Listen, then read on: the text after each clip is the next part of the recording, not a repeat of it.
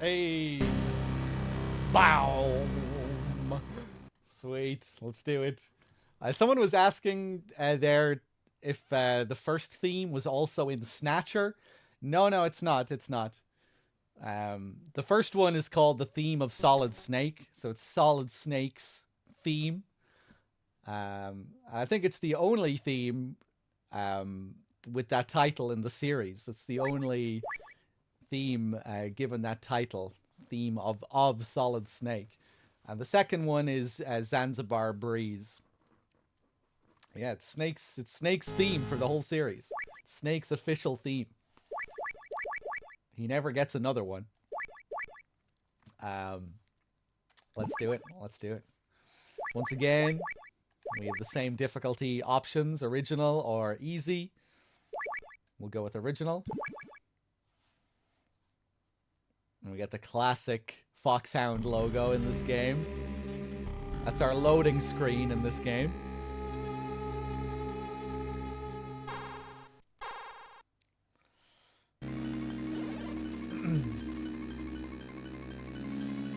This is Snake. I've reached the infiltration point. Snake, right on time, as always. Let's get started.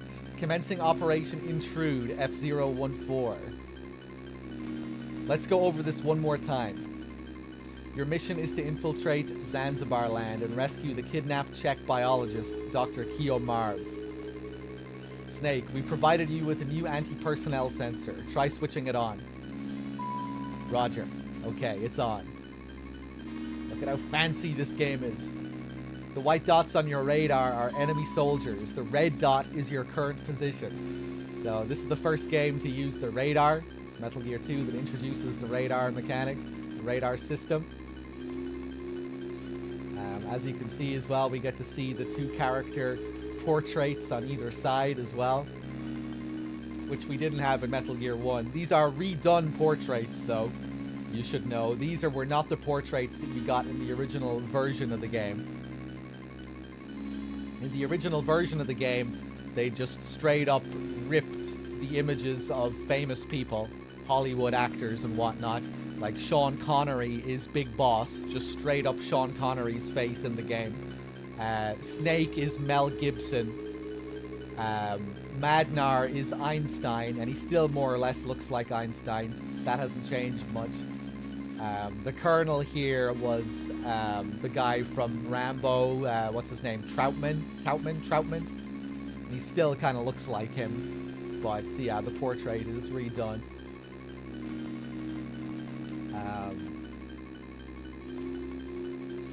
But yeah, worth looking those portraits up if you haven't seen them before. A quick Google and you should find them. Yeah, Mel Gibson as Snake. On the cover of Metal Gear 1, it's, what's his name? Michael Biehn, who was in Terminator. It's just kind of like an edited image of that guy. The radar is equipped with several other types of sensors as well. They should warn you of any unseen dangers.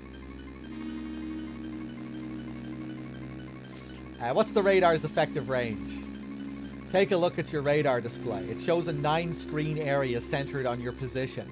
However, it may not work in small enclosed spaces. Also, if the enemy spots you, you won't be able to use the radar. The enemy will use a jammer to scramble it. Got it. Where can I find Dr. Marv? Well, I think back in the day you could get away with doing shit like that. But when they released this version, they might risk getting sued or something. I don't know. And maybe they just wanted to switch the portraits anyway, to more closely match what the characters were in the later games.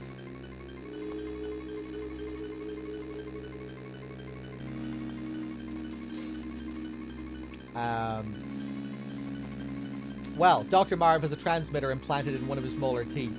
When you get close to him, he'll show up as a red dot on your radar. So I just have to keep an eye out for the red dot. Snake, use frequency 140.85 for all future communications with me. Good luck. Over and out. Let's do it. I love the radar system in this game. How you can see onto the screens next to you. You can see where the enemies are on the screens beside you. So you just constantly have to be looking up ahead. And take the call. Use crawling to sneak through gaps in the fence. That's another little thing they added to this game. So many new mechanics in this game. We can crawl. We can also do this. Knock on walls to distract the enemy. Now he's checking out that wall that I knocked on. Give him the old punch stun from Metal Gear 1. The punch stun is really good in this as well. If you punch the enemy, they stay stunned for like over 10 seconds, I think. Ba-da-down.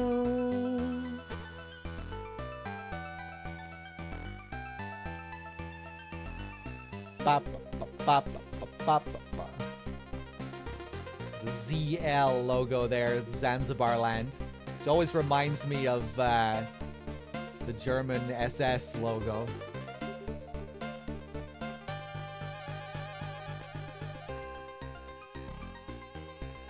Now we're gonna wait for this guy to go up ahead.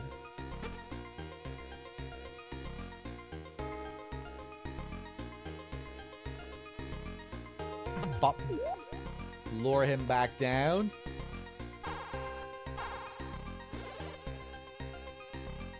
You can't sneak in through the front door. Use the vents. Over and out. Very Shadow Moses-like this. We have the front door, which we can't use, although we do get to unlock the front door here later on. Which we never get to do in Shadow Moses. We do see it unlocked in MGS4, though. Go, go, go, go, go! Love all the little hiding spots in this areas that you can crawl into. Mr. Simo with the big year as well, the 12 months. Thank you. And Bixen, did I thank you for your 73 as well? Ruminator with the 33. Yeah, in a lot of ways, MGS1 does feel like a remake of Metal Gear 2.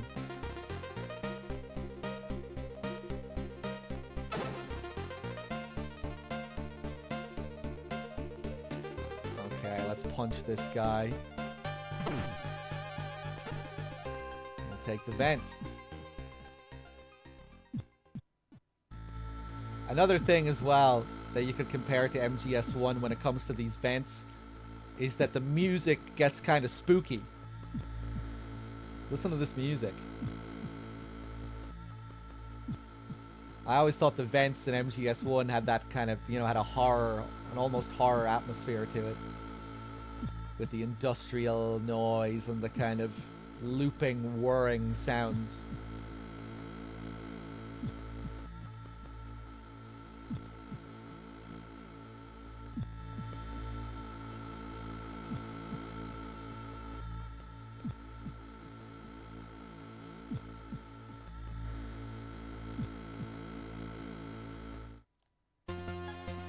And now, our first area inside, just like MGS1, is a tank hangar. However, it's quite different. The level design and the layout is extremely different to how it is in MGS1. But the concept of it being a tank hangar stays the same. I'm Holly White. 140.15. This frequency will go to Meryl in MGS1. And Holly is kind of like the love interest character of this game too.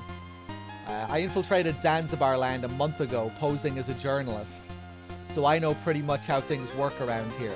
I'll help you any way I can. My frequency is 140.15. Call me. Later.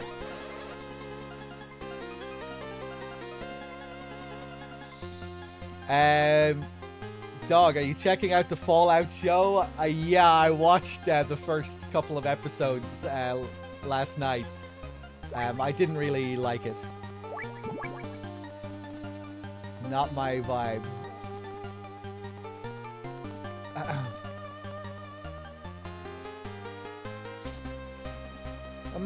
Battle.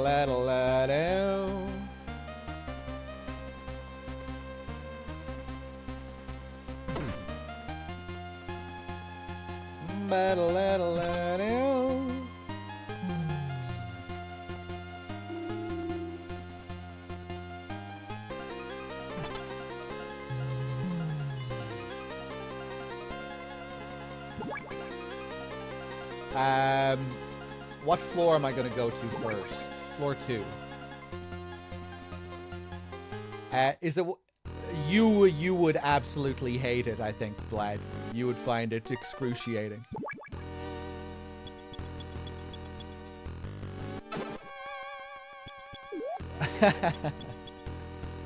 I think I know your tastes well enough to be able to make that assumption.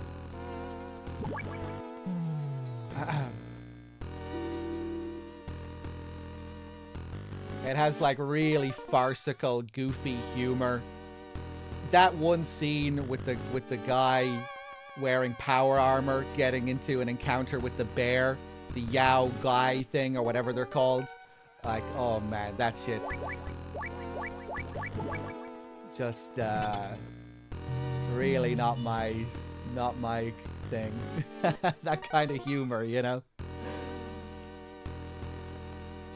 And I guess it was trying to be like the games, you know. It's just like the games, how you would panic if you got into an encounter like this in the games. And no.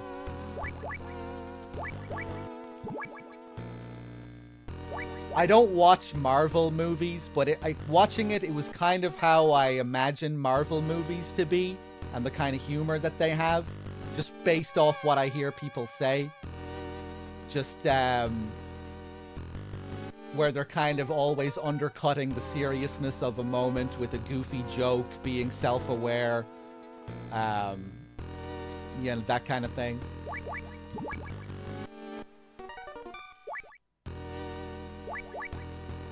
Like that moment where she's leaving the vault finally, and her family are trying to get her to stay. Like, no, don't go, don't go, don't go, and then she leaves the vault. And after she leaves, the two of them say to themselves, well, that didn't work. Well, that strategy didn't work. It's like, oh, so you're just like completely undercutting the emotion of this serious moment. So I guess you didn't really care that much that your beloved family member has left the vault. It was all just a big joke. Yeah, I don't know. It's not really what I would want from a Fallout show, personally.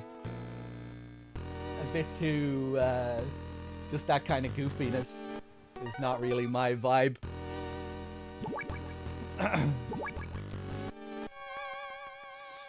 It's Fallout. It's supposed to be campy. Yes, I'm not against camp, and I'm not against a certain brand of silliness, but this kind of silliness, no. Not for me.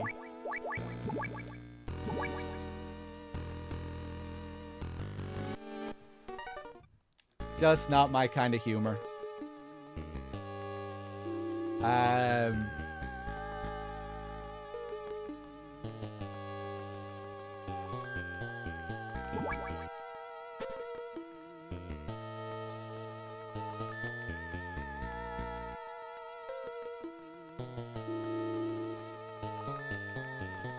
Yeah, just the way it tonally jumps around didn't work for me. I've read reviews claiming like the opposite, like that's what's so great about the show, that it manages to dart between all of these different tones effectively, but for me that's kind of what killed it. Yeah.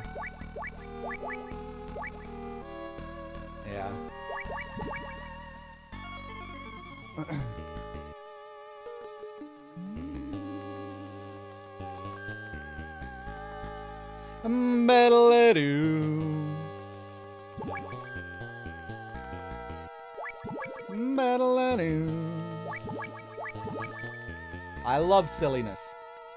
Can't get enough of silliness. It has to be the right kind of silliness, though.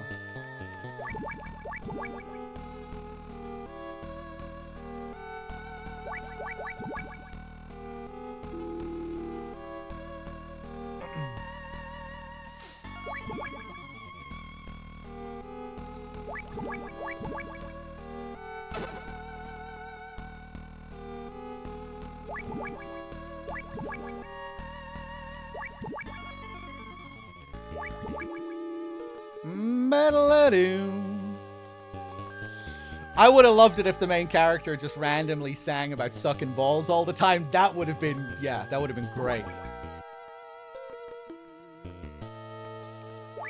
That would have been wild.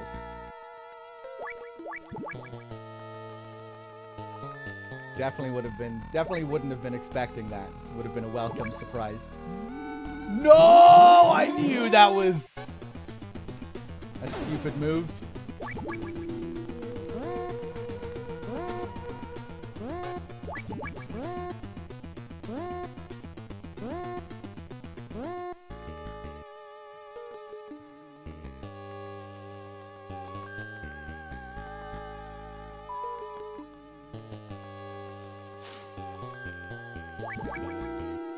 Metal-a-doom.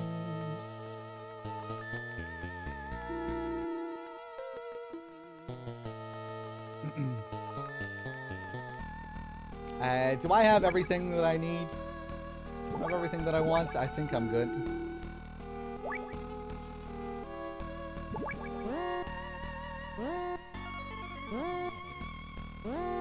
Scatman Fiddlestick with the 75 months. Thank you.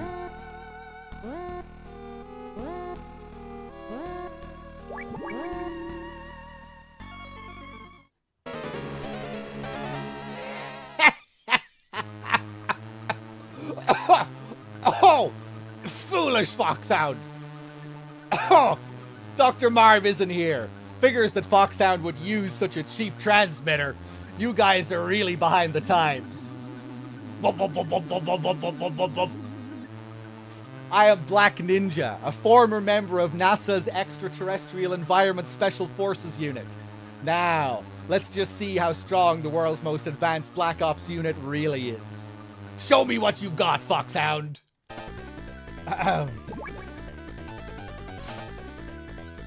The cough wasn't a part of the performance there. I actually started coughing, if you didn't notice. But then with my sharp improvisational skills, I turned it into a part of the performance. I hope you appreciated it. This boss can be a bit of a pain. It's one of the few bosses in the game that just kind of feels like a straight action fight, where you're just dodging and countering. If you need to know anything about mercenaries or enemy weapons, ask our mercenary expert, George Kassler. He knows everything. He used to work for us as a military advisor. You can trust him. His frequency is 140.93. We'll pick up the tab for the info.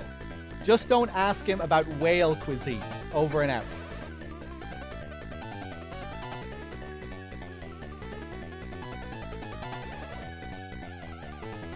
Black Ninja. Nobody ever heard of him until 2 years ago. His past is a total mystery. Some kind of high-tech ninja from NASA's Extraterrestrial Environment Team. He's quick like a throwing star, specializing in lightning-fast attacks. Keep in mind, he's not a seasoned pro like us. He's one of them right stuff types, an astronaut. But that actually makes him tough to take down. With a pro, you know pretty much what he's gonna do, but with an amateur, who the hell knows? For now, just wait and see what he can do. That's what you're good at. I'm counting on you, cowboy. Over and out. Alright, let's do it.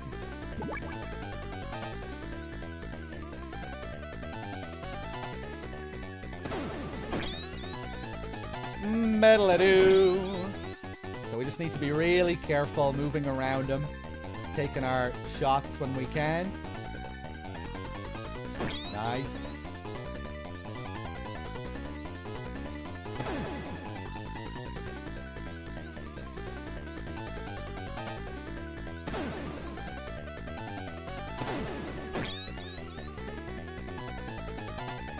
Metal-a-doo. Oh!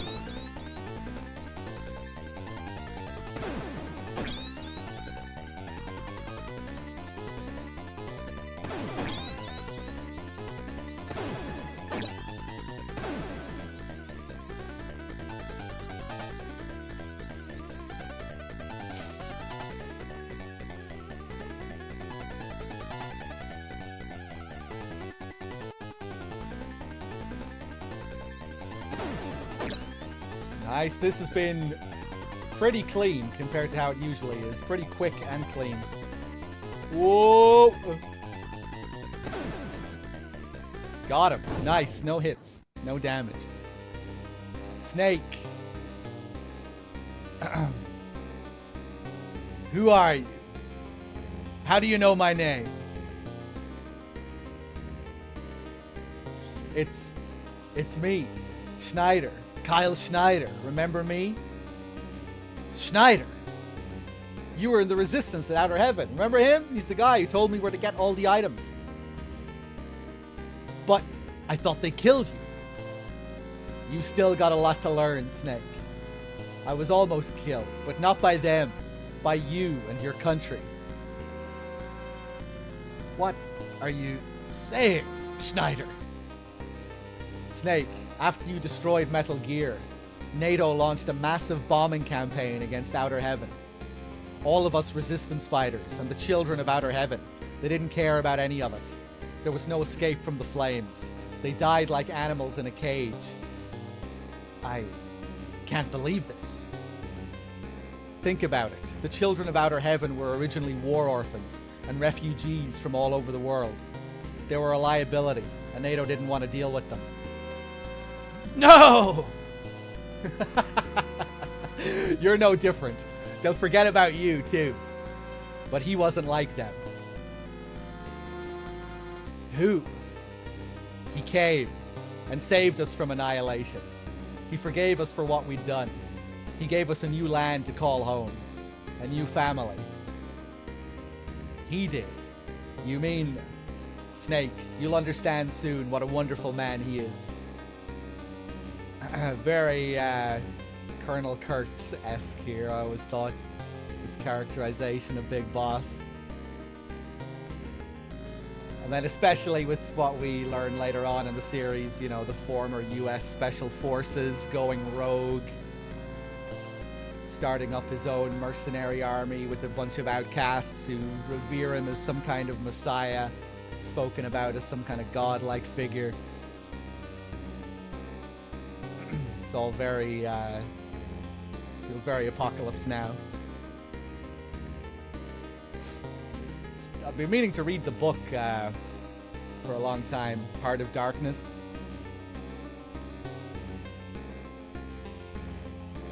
There's no hate between us. I'll tell you where Dr. Marv is. It's what he would want me to do. Find the man who's guarding the cell where Dr. Marv is being held. Follow that man and he should lead you straight to the cell. You can tell him by his green beret. He should be on the first floor. Got that? A green beret. Follow the man in the fucking green beret.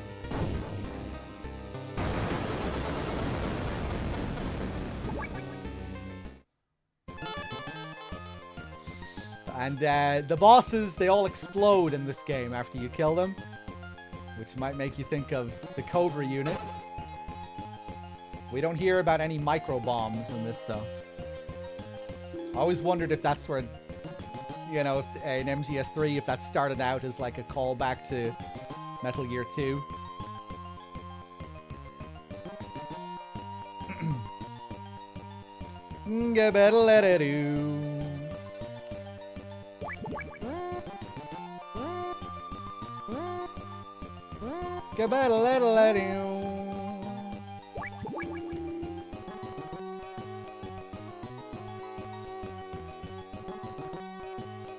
Sucking on my big fat hairy balls. Sucking on my balls. Big fat hairy balls.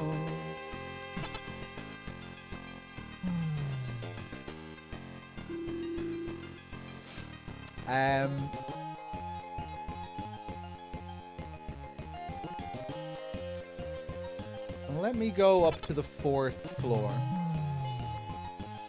Sir? Wait, what? You new around here?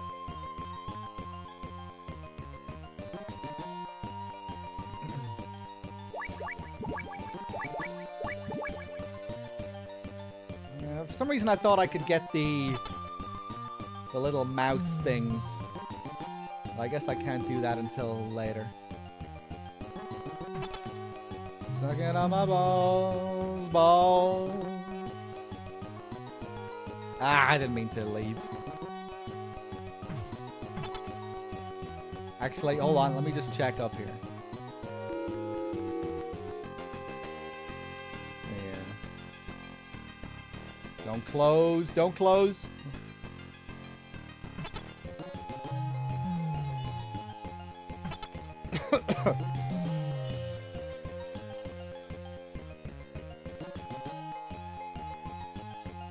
Whoa.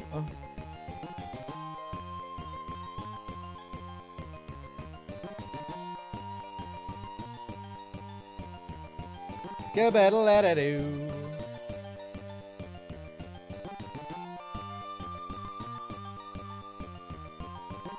Sucking on my big balls. Nope. Close.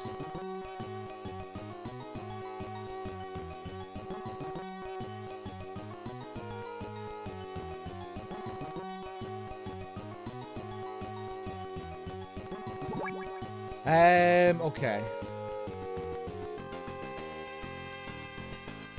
Bam, ba, da, da, da, bam, bam.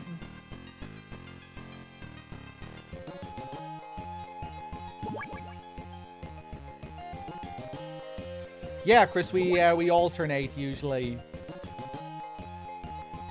1 month we'll do the marathon here, and then another month we'll do the marathon on Outer Heaven, and we just go back and forth like that. This is my channel. Outer Heaven is DRK's channel, but we both help each other out by streaming on each other's channels for these marathons.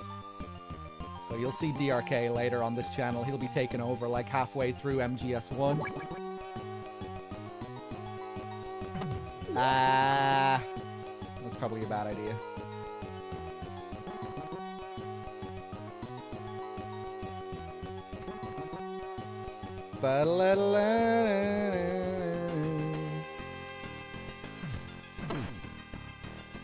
Ooh, I wasn't even paying attention to that guy. Almost got spotted. And this guy. Here's the guy with the green beret.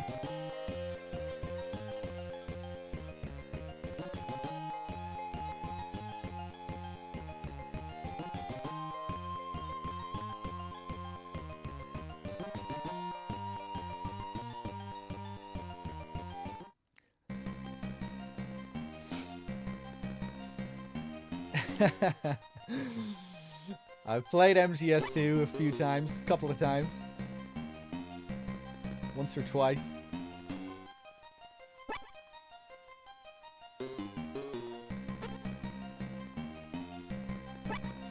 Ba-ba-dum.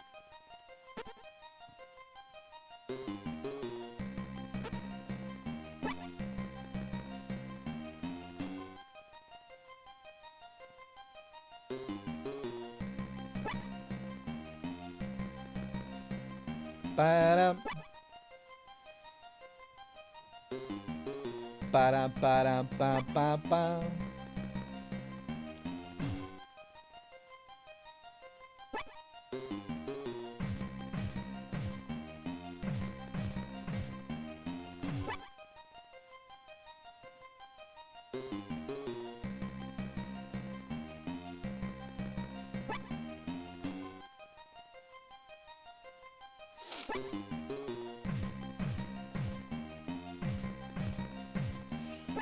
I have Black Obsidian, but not for a long while.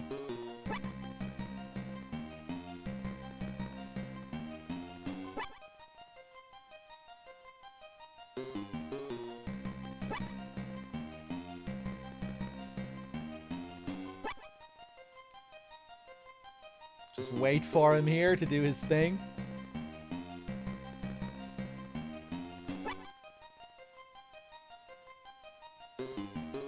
Ba-dum, ba-dum, bum, bum, ba-dum. Ba-doo. Ga-ba-da-da-ba-boom.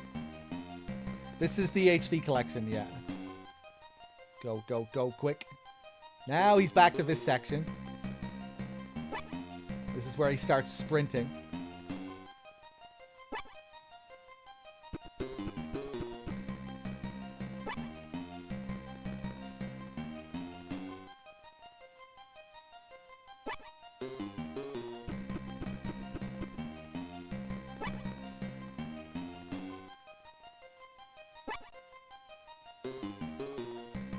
Go, go, go, go. Oof.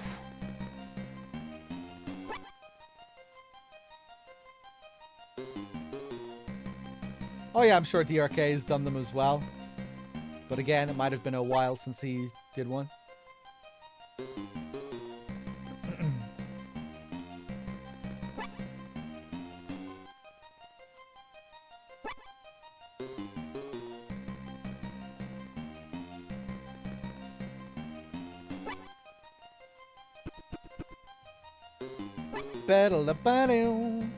Go. And finally, we're at the end, I think. Yeah. Give this guy a punch.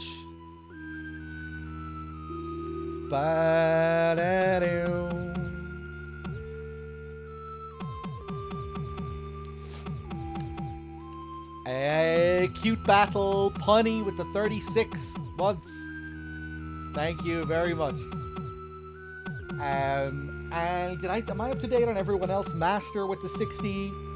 Scatman with the 75. The big 75 months for Scatman. Mr. Simo Bixen with the 73 months. Cheers, everyone. Yeah, so we can see there's a room to the right here. With a flashing dot. Someone is in there in a room just like this.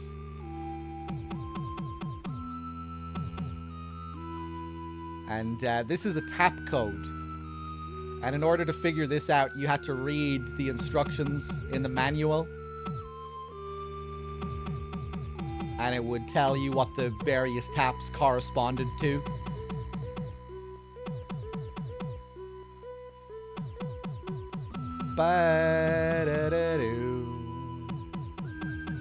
If I remember correctly, it's 8-1 or 8-2. 8-2.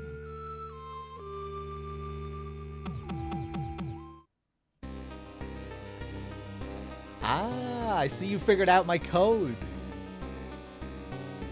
Where's Dr. Marv? It's been a while, eh, Solid Snake?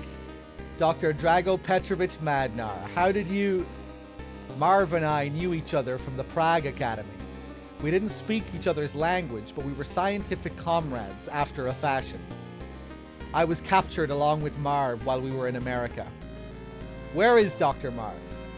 He was moved from here to the Tower Building a few days ago. It's a tall building a few kilometers north of here. Damn it, I'm late again. So Marv is in the Tower Building. Snake, can you guess why they've left me alive? They must need you for something. And that means... Yes. Metal Gear. Snake, it's here, in Zanzibar land. They've already completed a new Metal Gear. The one you destroyed 3 years ago is only a prototype. The new improved Metal Gear is many, many times more powerful. They're also working on a light version for mass production. Mass-produced Metal Gears. Then it was Metal Gear that attacked the nuke disposal sites. Precisely. Metal Gear is a nuclear-equipped walking tank. Its true power is unleashed only when it is armed with nuclear weapons. Zanzibar land now has the only nukes in the world, and now they have their sights set on Oilix, a miracle energy source. Snake, now that you know all this, perhaps you can guess who's behind it. Big Boss. The very same. With Metal Gear and Oilix, he plots to rule the world. We cannot let the secret of Oilix fall into his hands. Science is not meant to be used only for killing. Marv's will is strong, but his heart is weak. We must hurry. I don't know how long he can withstand their torture. If they use drugs on him, he won't last long. Marv and I were both carrying microtransmitters inside our bodies. They were given to us by a female agent from STB. You could get in touch with her if you knew her frequency. Madnar, what are you gonna do? The wall separating us is made of Chobham armor plate. You can't blast your way through it. Just leave me here and go rescue Marv, Snake. Alright, I'll come back for you later. Snake?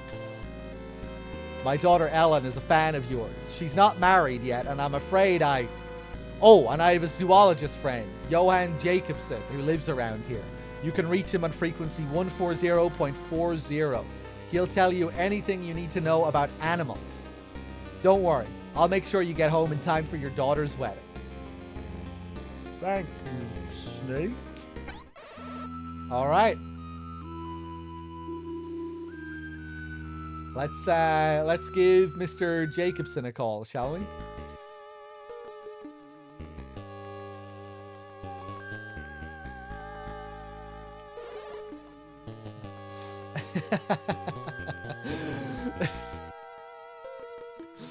Why are you looking at me like that?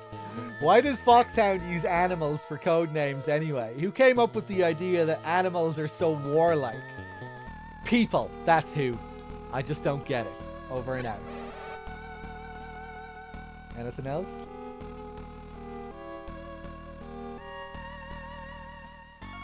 Bucket.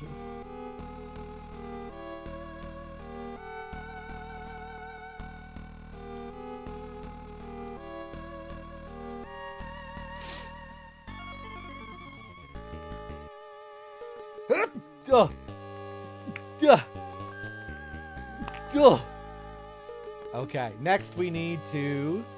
Well, we don't need to go over here, but we'll go over here and talk to this guy. A kid! They told us this is a bottomless swamp, and it's too dangerous to get close.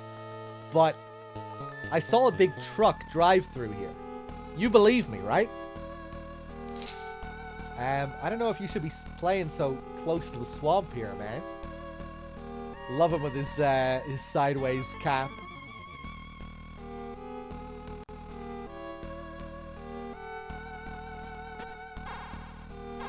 Oh. Hey, thanks for the blessings, chat. Snake, watch out. You're in a minefield. Who are you? I'm your #1 fan. Keep up the good work. Wonder who that is. Who could it be?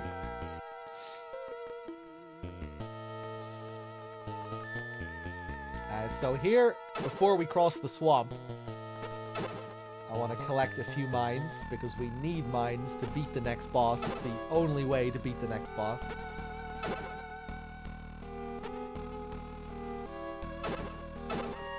That's often how it is in this game, needing a specific weapon to beat the boss. How many do I have? 9? That should be good. 10.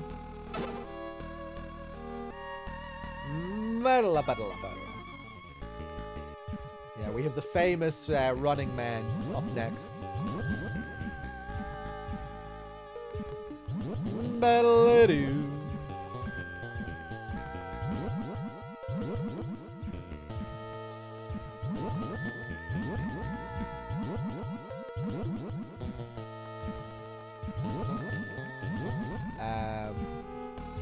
Oh my god. This could be a real pain. There we go.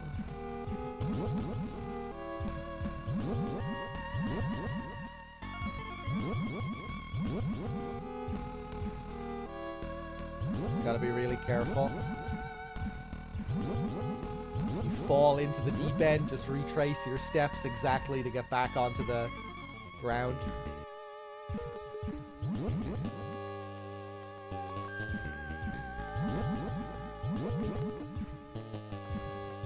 Nice, okay, not too bad. Here we can just walk straight across. We get a nice easy section.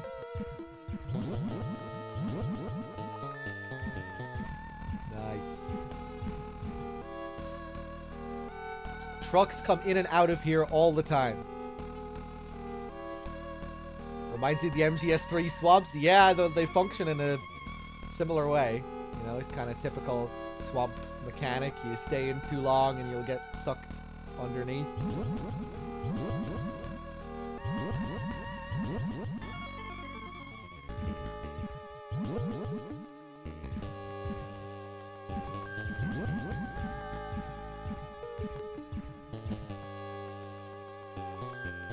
Just gonna wait here. I'm not sure where the next guy is going up on the screen above us. There we go. He's walking across. If I walk up now, he'll see me, most likely.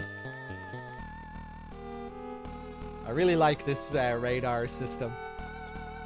Go, go, go.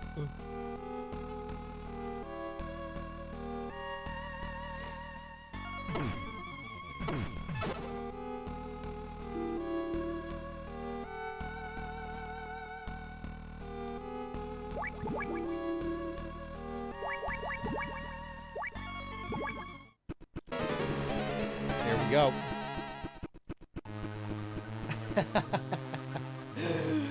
A visitor. What a pleasant surprise. I love how he's off screen at the start of the fight. He has to run to you because he is Running Man. He has to run up to you to introduce himself. He's not just here. And just in time, too. I was about to go for a little run. I am Running Man, the world's fastest mercenary. No man can keep up with me. See for yourself. Oh my god. And we spend most of our time looking at the radar to watch him run. Look at that pixel go. Look at the speed of that pixel.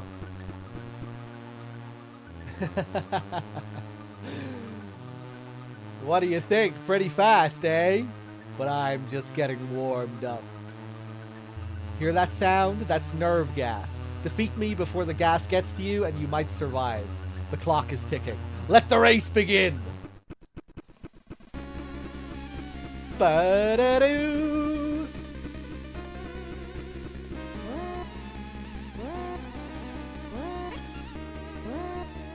So, what you do here is you just place mines along his path.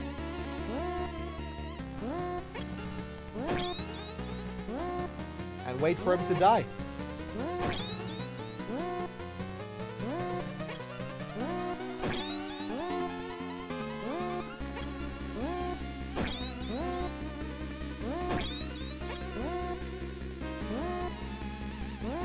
Battle-a-doo, battle-a-doo.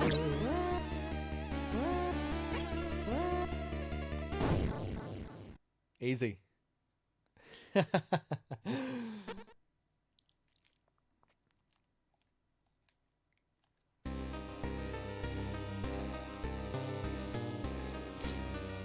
You use my speed against me. What's your name? Snake. Solid Snake. Snake. The cheetah has lost to a snake. How could this happen? Guess you weren't fast enough.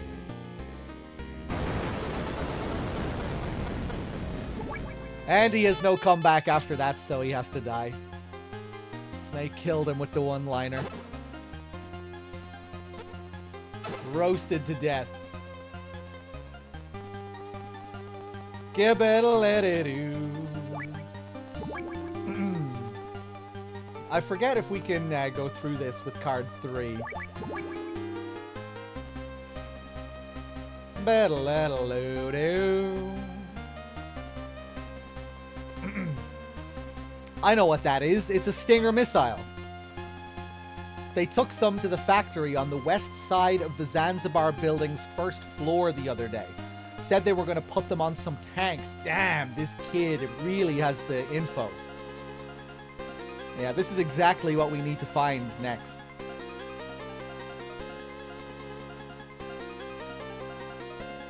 Really solid info from this kid. I hate people who use guns.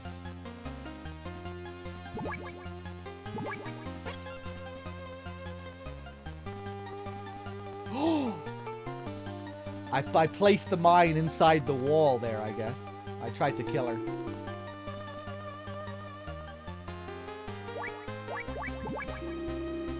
Battle-a-do-do. Battle-a-do-do.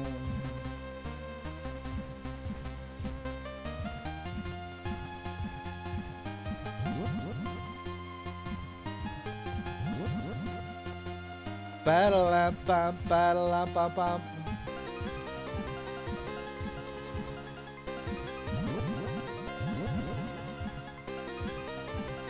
Wexford, thank you for gifting a sub to Delicious.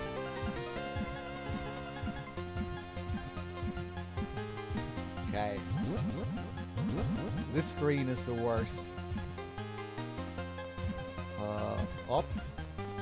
Oh, damn. That was good though. Now, down. Cross.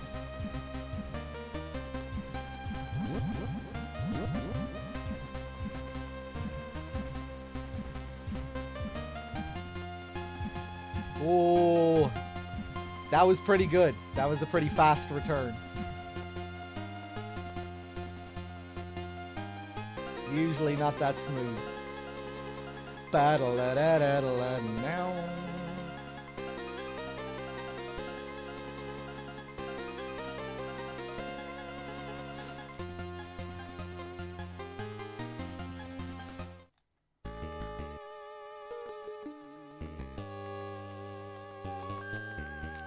Dainril with the Prime sub as well. Thank you.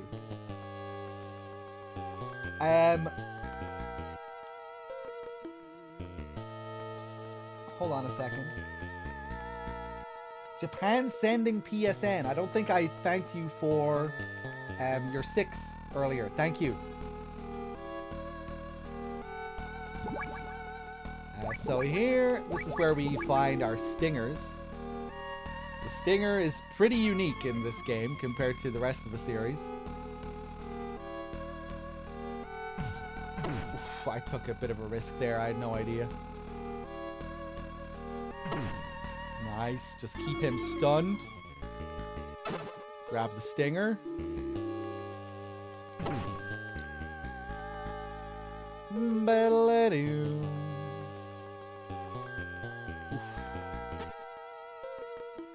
Nice.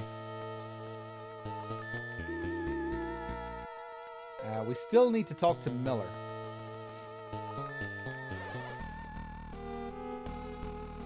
Hey. If you get into trouble, give McDonald Miller a call. He used to be our survival master, a good man to know. He's also an idea man. Feel free to ask him anything. He'll help you think of a solution. His frequency is 140.38. Over and out.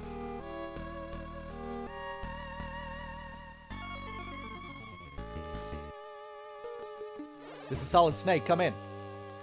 You should wait 30 minutes after eating before playing games. The blood flow shifts to your stomach and your brain doesn't function as quickly. That's when your attention level is at its lowest. You should wait 30 minutes after eating before you start playing.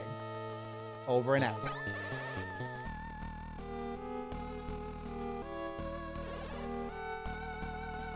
Adversity only makes the human will stronger. Over and out.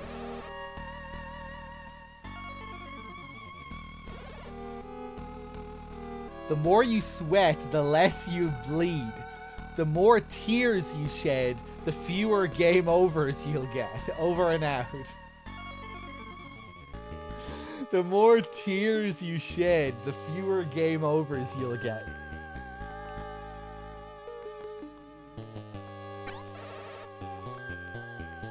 He has another pretty good one about game overs, if I remember correctly.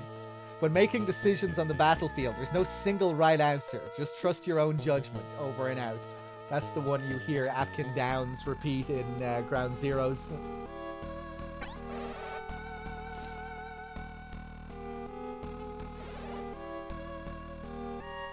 When replenishing your fluids, you shouldn't drink any more than 100 cc's at a time. When it absorbs fluids, your body burns an amount of energy equal to the temperature difference between your body and the fluid. That's because it has to raise the fluid's temperature to match your body temperature. It also makes your blood thinner, slowing your brain functions. So don't drink too much soda while you're playing. Over and out. Yeah, Liquid really did his homework for the Shadow Moses incident, because he really captures the character here, I think. It's a good performance in MGS1. You should wait 30 minutes after eating before playing games. Yeah. Same one.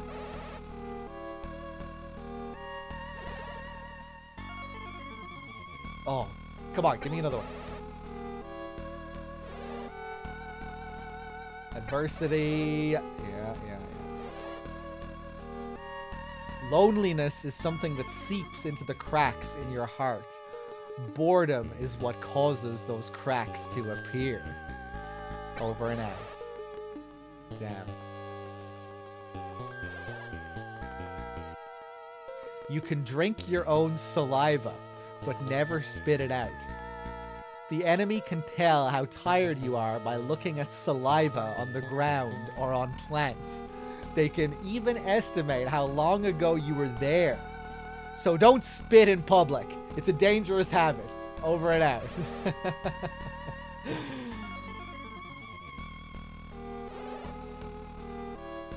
Your ability to survive depends on the limits of your mental strength. In the end, it all comes down to your will to live.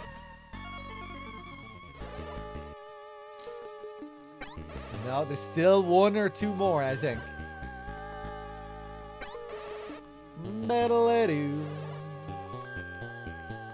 It's not fear itself that makes the difference between a hero and a coward. It's whether you've got the mental fortitude to overcome that fear and get the job done. Over and out.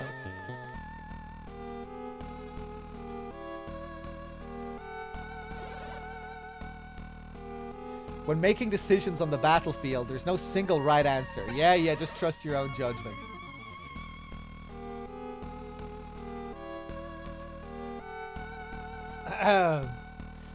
I need to make some merch with Miller motivational quotes on them. Like mugs with these Miller quotes on them. And, yeah, I don't know. Whatever else you put those motivational quotes on. Just little things to, you know, for your mother to hang up in the kitchen.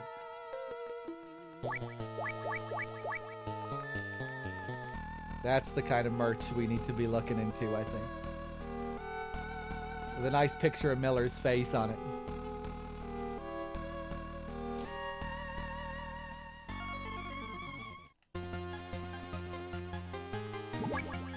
There's still one more that I want to get here.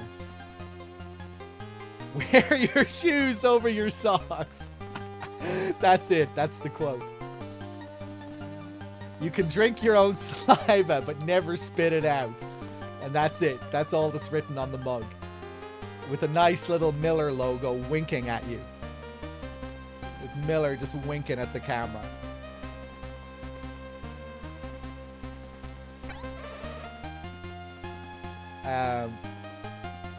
Little Dragon Mailing, thank you for gifting the sub to Lonely Geekess.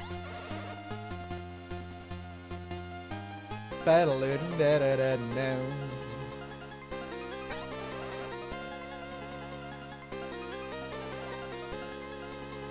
want to get the one about imagining the game over screen.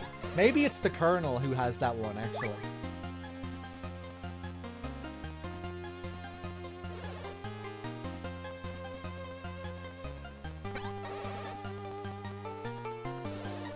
The doormat, yeah.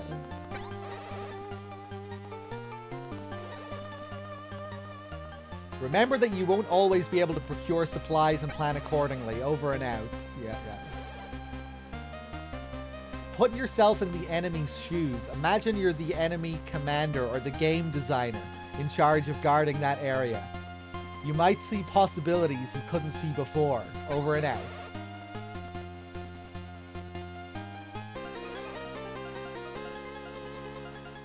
Yeah. Contact Miller.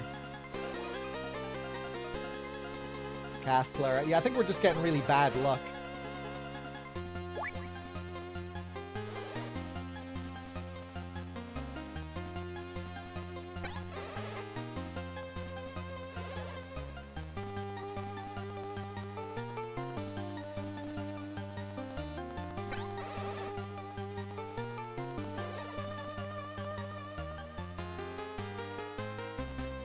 When faced with a difficult task, just tell yourself, I can do it, and do it.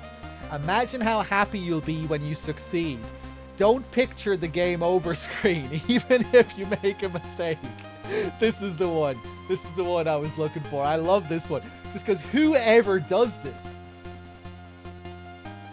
Is that like if you're playing a hard game or you're on a hard challenge You start thinking of the game over screen, and that's what makes you fuck up. Like, oh no, I can't stop thinking of the game over screen. I can't concentrate because I just keep thinking of that game over screen. Keep your spirits high and use the power of positive thinking. Over and out.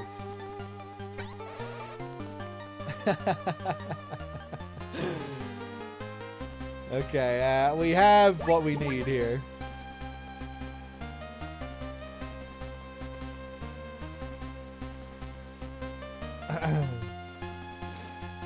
Fairy Light Queen with the $10. Thank you. Cheers. Glad you're enjoying the stream. And again, Mailing, thank you for gifting the sub to Geekhouse. Wexford, did I thank you for gifting the sub to Ghoulicious as well? And anyone else here? Master, Scatman. I think I'm up to date with everyone else.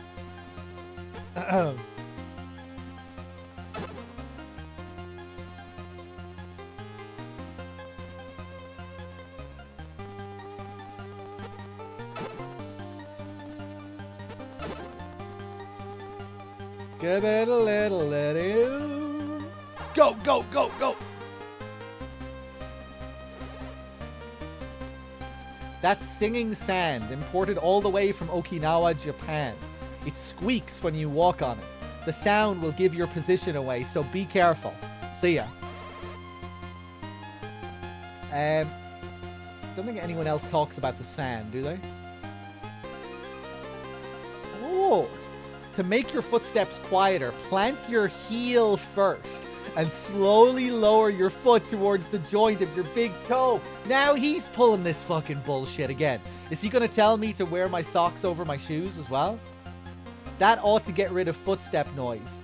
Or maybe not. Over and out. I forgot about this one. That's cool. So Metal Gear 2 kind of has that same joke of them telling you things that you can't actually do in the game regarding footstep sounds. Not until MGS3 will you be able to actually do this.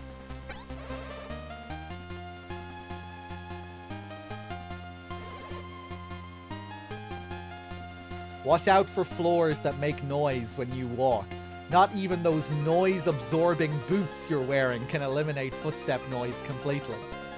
Crawl to move across those types of floors. Over and out, yeah.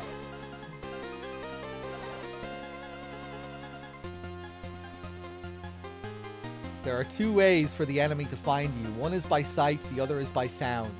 Sound travels about 340 meters per second at room temperature. If the wind is right, it can travel enormous distances. The key is to operate silently. If you make a noise, get ready for a fight immediately. Over and out. I haven't seen some of these calls in a while.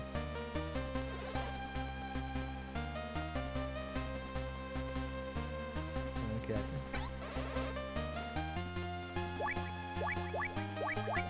Jacobson, you've anything to say?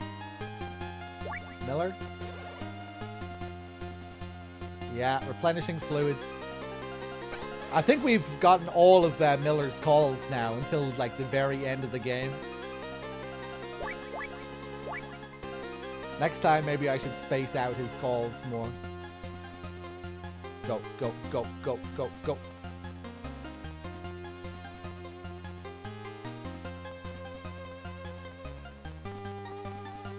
Yeah, so if you walk on this singing sand, this is what happens. The enemies go into sort of caution mode here. You can actually use this to your advantage as well, like purposely putting them into this state. That's usually what I do when I come back through this area.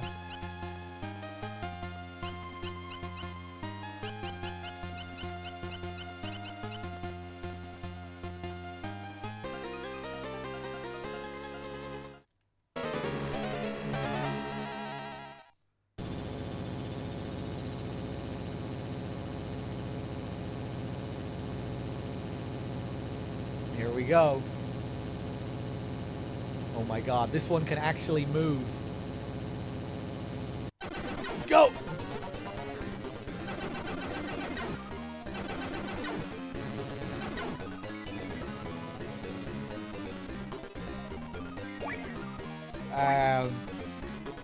Kassler, help me out here, man.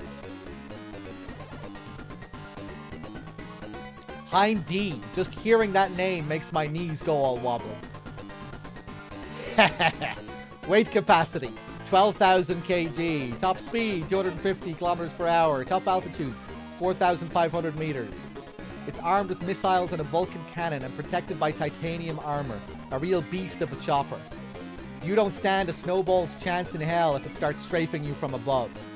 They used to say that if you saw a Hind D coming at you, you might as well say your prayers. With Stinger missiles, even the odds a little bit. With Stingers, you can knock that buzzard out of the sky. Over and out. Kiru, thank you very much for the sub. And Bubbly Clouds, thank you. And the Diafal. Or the Diabal, however I pronounce your name. Thank you very much for the big year. The Diabal. Cheers. Much appreciated, everyone. So here, it's kind of a unique fight here. We have the Hind moving around. You can see it on the radar. It keeps looping in this same pattern. Keeps going in the same pattern. Jay Dory with the 61 months and the 61 in a row. Thank you.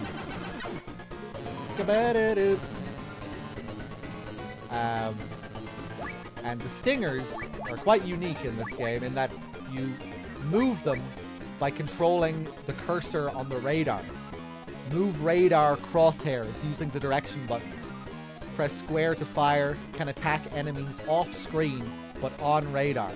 So once I equip this new cursor appears that I move around on the radar. And there we go, we got him with one shot.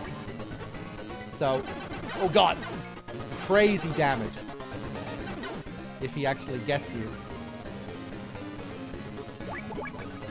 So you just move ahead of his path, like that, to get him. Doesn't take long to take him down, just a few shots, but yeah, pretty unique, you know, compared to how Stinger fights usually are, or, you know, these Hind fights, Harrier fights later on in the series. Because this is a 2D game, it works a bit differently.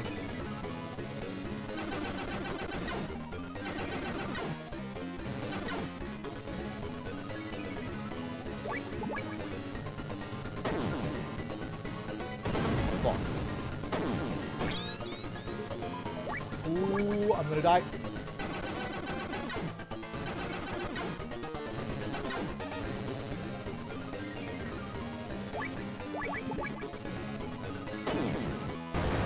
Nice.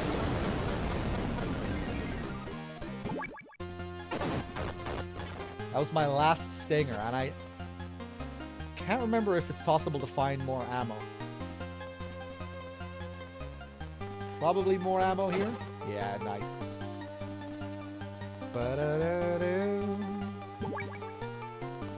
Oh, wait, no, I lose the Stinger completely. Oh, I forgot about that. Yeah, I don't even have the... It's like a limited resource.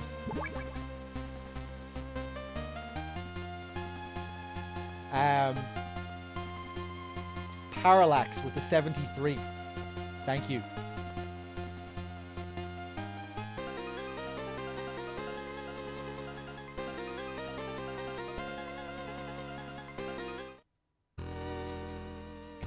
Here we need to be quite careful. You're good with a cardboard box, right? Why not try posing as part of the cargo? Hey! So this is where they introduce the box in Metal Gear 2. I'm changing the frequency for our future communications. The new frequency can be found in a photo in the software manual. Over and out.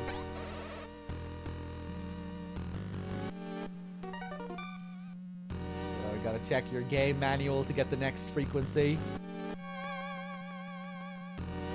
Here you need to be really careful with these three guys. Very well guarded, this section. Go, go, go, go. Grab the box. Ooh. Get on the box, get on the conveyor belt. Slick.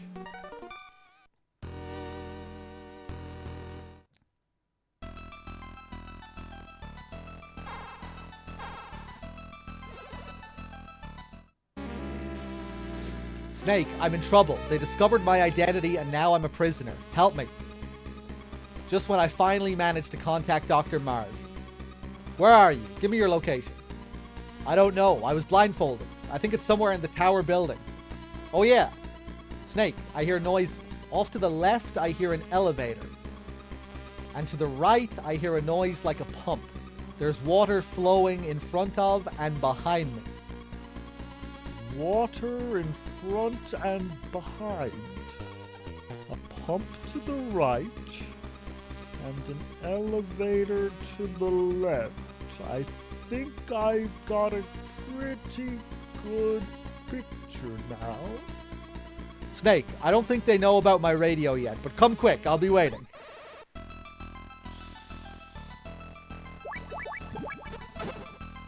Don't know why he keeps talking in slow motion like that. It's kind of jarring. Pop. Another classic tune here. So much good music in Metal Gear 2.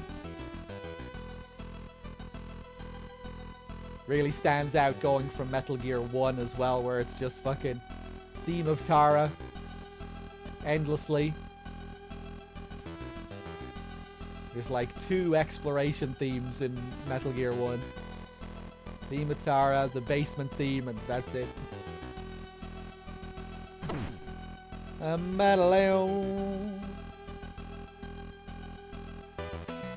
My ball sack!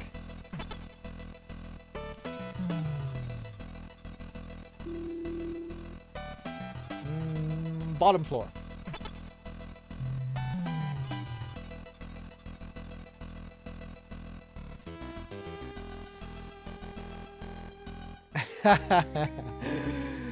I forgot I added those emotes. People need to use those more.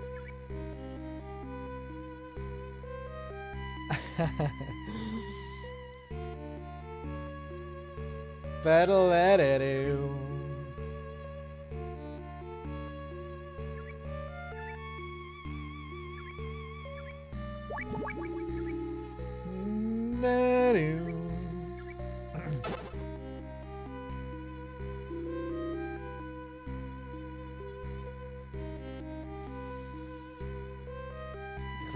The creativity of some of these animations are insane, like the elevator and the hind. I really like the hind animations. The takeoff is really cool. Are you friends with the blonde lady, mister?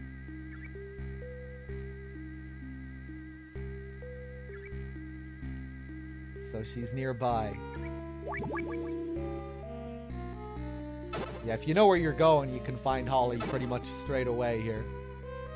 There's a unique little thing regarding the plastic explosives in this game. Something that none of the later games do, where you can choose whether to put it on a switch or a timer. In the later games, it's just a switch. You know, you plant the explosive and then you press another button to set the explosive off. But here you actually have a choice between a timer and a switch.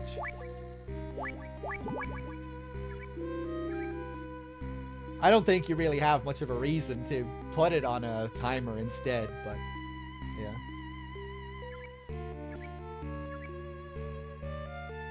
You better let it in. The one-eyed man told us to tell him if we saw a man wearing green clothes. The blonde lady says he isn't here. What are you doing in this room? This big, open, sterile room.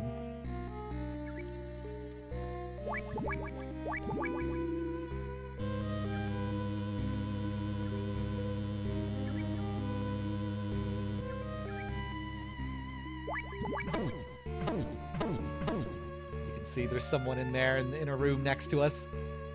There's no other doors.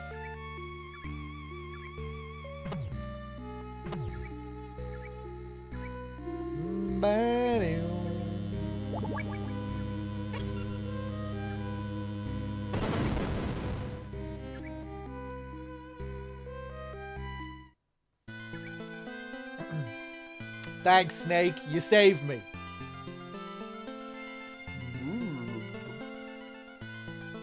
What's wrong? I didn't think you'd be this pretty. What, you thought I'd be ugly? I should have met up with you sooner. Snake, about Dr. Marv. I'm pretty sure he's okay. Pretty sure? I thought you said you'd made contact. Well, I haven't actually met him. He's under armed guard somewhere, but he sent a message by carrier pigeon. It might be some kind of clue. A pigeon? Where is it now? I found it, but it flew away just as I was about to catch it. I saw it heading up the elevator in the tower building. Towards the roof?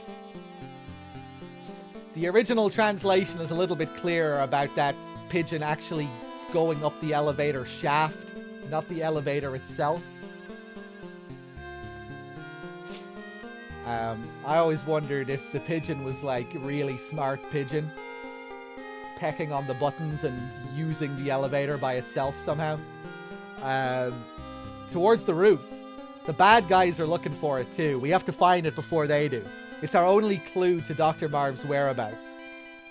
Yeah, the pigeon just casually takes the elevator up. A pigeon hunt. What are you gonna do? I'd only get in your way. I want to gather a little more info. I'm starting to like this place less and less, and then this happens. If this keeps up, I'm really gonna let him have it. I see you've still got spirit. Just don't do anything crazy. The enemy might be listening in, so let's change our frequency to 140.76. Okay, Snake? Oh, and I made a copy of my IC card. It's card 4. Here, take it. See you later, Snake. Take care of yourself.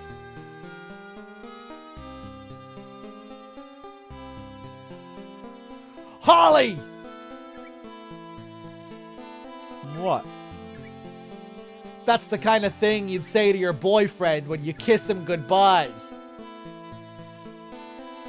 Then what, Snake? What should I say?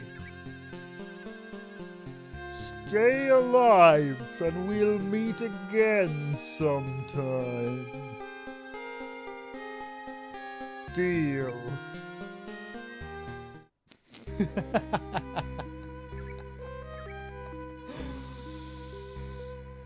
All right, Snake. See you later. Take care of yourself. Holly! That's the kind of thing you'd say to your boyfriend when you kiss him goodbye. Oh, Snake. You've done it again. Battle-a-da-doo. Battle-a-da-doo.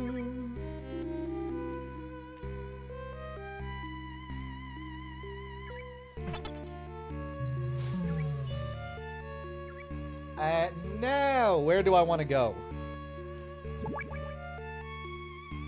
Back to the first elevator, I think. Snake's chat-up methods improve as the series go on.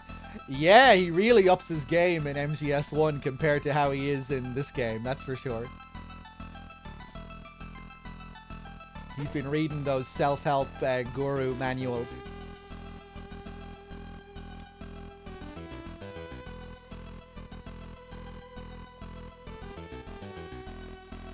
That should have been one of the briefing files in MGS1. Or in the previous story section. We could read the self-help manuals. He's coked up in MGS1? I didn't know that. My ballsack!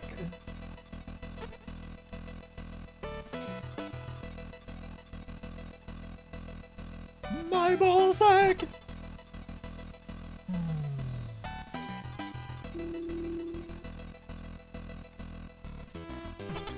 Sucking.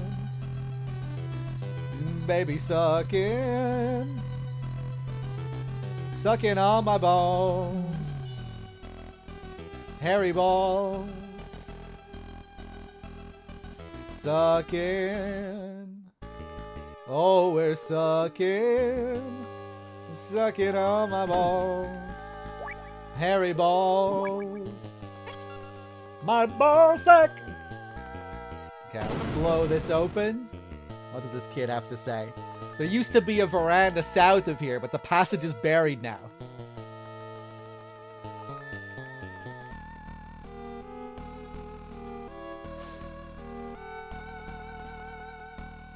South of here, I found a bunch of things that look like green pineapples. Like an MGS1? Any 5.56ers? South of here, I found a bunch of things that look like green pineapples.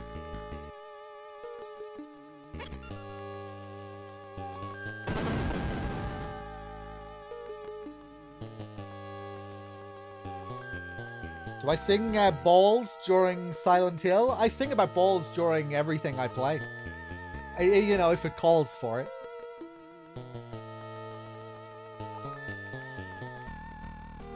You know, usually you need a game, you know, games with catchy melodies that you can actually sing along to.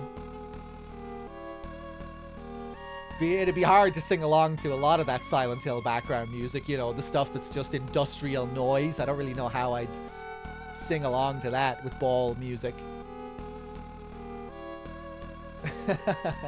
I could try. I don't know how I do it, you know, just like the clanking metal sounds. Chuck balls, chuck balls. I guess, you know, it'd be kind of like, maybe it could become like a death metal kind of thing where I just turn it into real rough growling. Maybe that's something to test out next time when we do Silent Hill. You got me thinking there. Alright, we're getting off track here. The one-eyed man is like our daddy. He doesn't like grown-ups.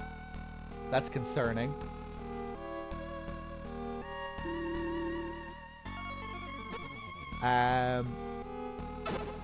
Let's get some plastic explosives.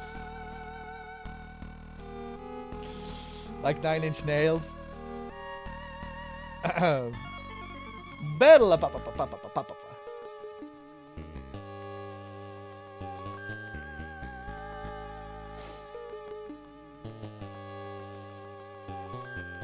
Silent Hill does have some catchy melodies, though. Just not most of the time. For the occasional, for the rare scene, you know, when you get a nice bit of music. But in gameplay, not so much.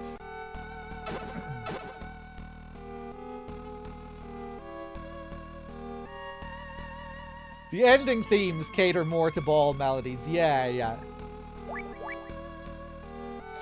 Yeah, maybe like the intermission after the apartment building in Silent Hill 2. You know, when you go to the bowling alley. Stuff like that, maybe.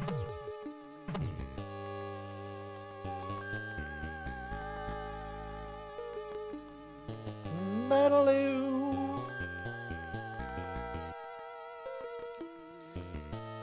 How expert.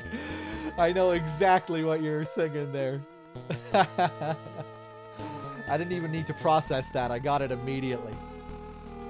She's balls. That doesn't really make much sense, though. We could probably do that song, but with lyrics that make a bit more sense. Although I don't know what it would be.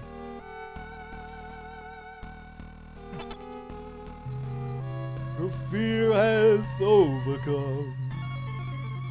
She was looking for balls. She was looking alone. Okay, we can work on it. That's definitely something to think about.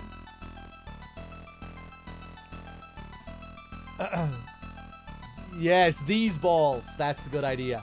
Oh! I don't even know the original lyrics to that song, so I would have to look up the original lyrics. I do, you know, I usually stumble my way through it. Okay, we have our grenades. And I think this is all I need.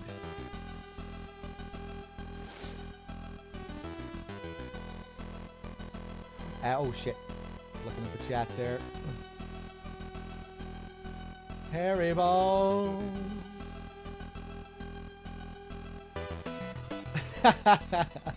You're thinking it, aren't you, chat?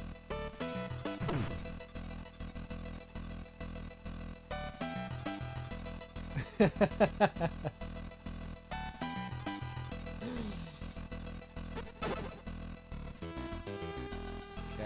oh, I need to make sure I have the correct ration for this pigeon.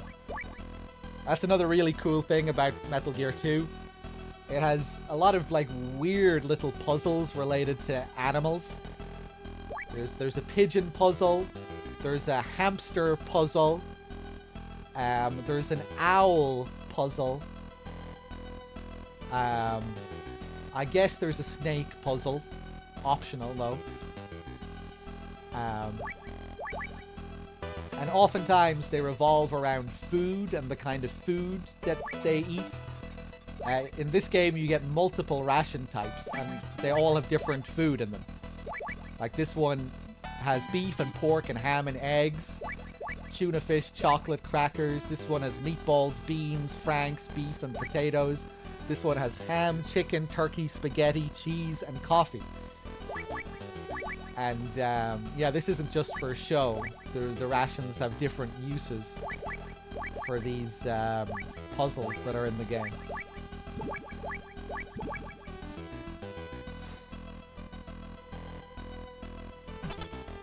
And this ration, with the beef and the pork and the ham, this can actually turn piss into shit near the end of the game. That's like the last puzzle of the game. But you won't be seeing that for a while.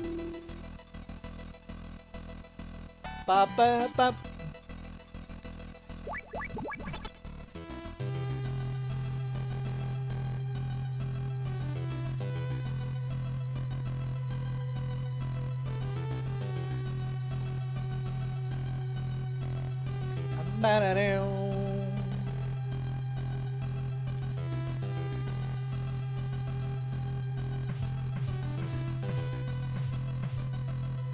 Come on.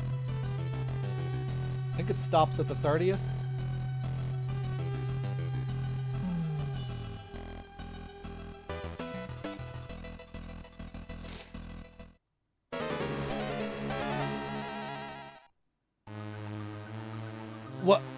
What is this? A booby trap? That's right, a trap clever enough to catch a fox. Or should I say, a foxhound?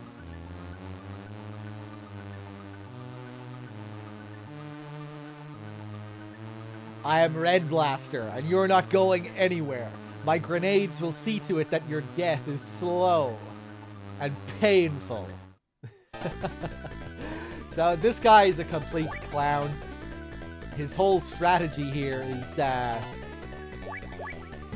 it's just very flawed. He thinks he has me cornered, like locked down, but he's really the one who's locked down here. Look how slow he is. I'm so quick. Look at the speed I have here. And he's put down these wires, or whatever they are, to keep me locked in place. Which you can take down. You can take down these wires if you just press up against them for a second, and now that gives me a bit more space, but I don't even need this space. All I need is this little square that I was trapped in initially, so you can just keep going back and forth like this.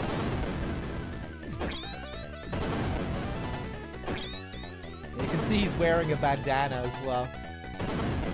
Or maybe they're glasses, I don't know.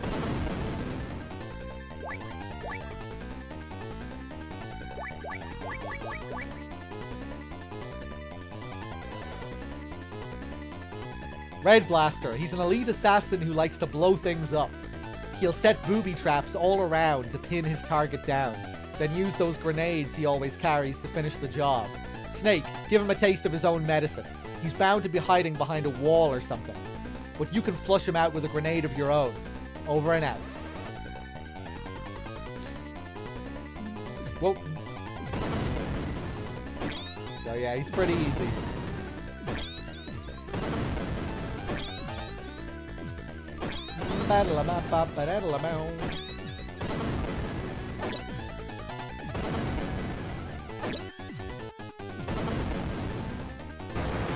Nice. And he explodes. Yeah, the MSX games are pretty short. Metal Gear 1, I mean, if you know the games well, they're short. But yeah, Metal Gear 1 was just under 2 hours. And Metal Gear 2 will probably be like 3 hours or so. Maybe like 3.5 hours, something like that.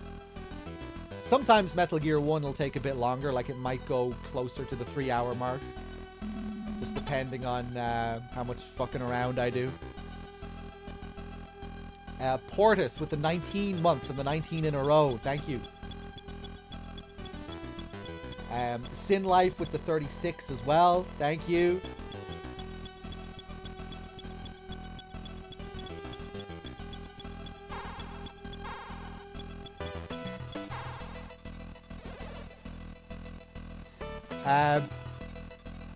The door to the roof is painted shut to prevent trespassers, but it's jury-rigged, so you can probably blow it up pretty easily with plastic explosives. See ya.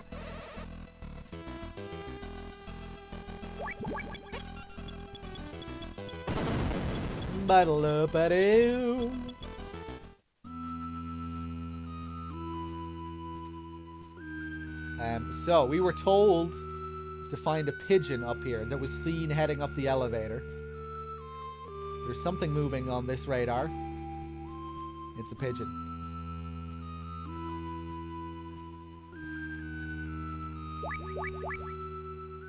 And Jacobson is the animal expert, so let's call him up. That's a wood pigeon, specially trained to act as a carrier pigeon. Did you know there are over 260 species of pigeon in the world? They're 40 centimeters long and are found from Europe all the way to South Asia. Dr. Marv probably brought that one with him. Pigeons are timid and very sensitive to noise. If you get too close, they'll sense you and fly away. Yet for all that, they're notorious gluttons. They feed mostly on grain. I got an idea. If you have some beans or potatoes, you can use them as bait. I just got a large order of fries myself. Oh. Right, tough to find a burger stand out on the battlefield, eh? Over and out. God damn you, Jacobson. Later, he'll be teasing us with his pizza orders as well. So, yeah, we want to equip the one that has beans to lure this little shit. Yeah, look at him. You gotta stay away from them at first, though. Oh, wow, he still didn't land. Can still be kind of tricky. Get him, get him, get him! Get him! Nice. Huh? There's a piece of paper tied to the pigeon's leg. Help. Wiss. Ohio. Marv. You gotta turn it upside down. The H becomes a 4. 40. Only the H is in lowercase. Some kind of message from Dr. Marv. What could it mean? Yeah, it's a hidden codec frequency.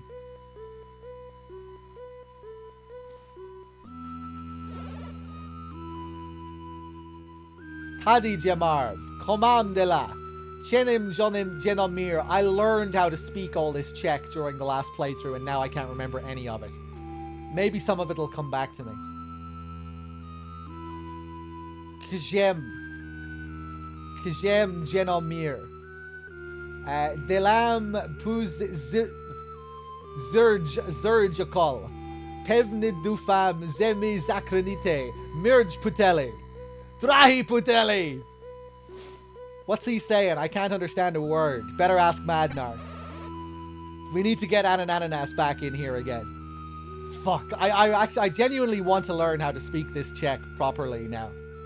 I'll have to spend a bit of time and actually memorize it.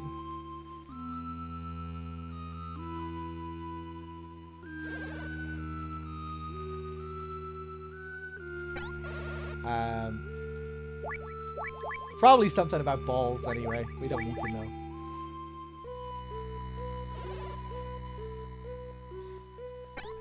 No, I want to talk to Madnar. Marv can only speak Czech and Slovakian. He's also the wary type, and especially so in his current predicament. What about you, Madnar? I can only speak Russian and English. Wait, I've got it. Gustava can speak to him. Gustava, is that the STB woman who was protecting you? She'll be able to understand him, and Marv trusts her as well. Is this Gustava still alive? Not to worry, Gustava is no ordinary woman. She's a seasoned professional. When we were captured, she alone managed to steal an enemy uniform and escape. No doubt she's hiding somewhere in Zanzibar land, waiting for her chance. Does she have a radio? No, it was taken away right after we were captured. The only thing I know is that she's wearing an enemy uniform. There must be some kind of clue I can use. Here's your clue. She's a woman! Don't be fooled by her enemy disguise. There are no woman soldiers in this fortress. That's all you need to know. Gustava is a woman. Why not set up an ambush someplace that only a woman would go? Like the ladies' restroom. Over and out. Okay. Bit of a shift in tone there from Madnar at the end. It's strange.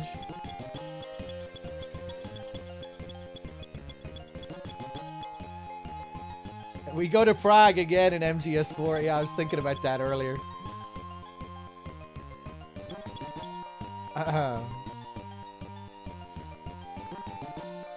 You better let it in. You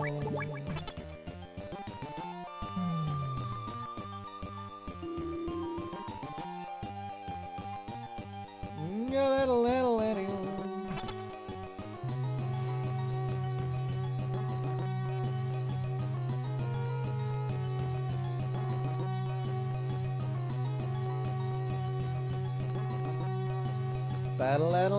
it in.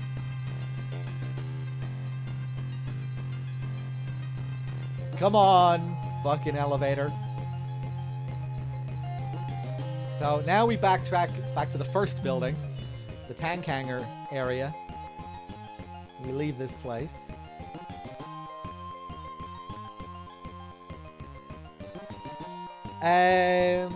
Pick up a ration.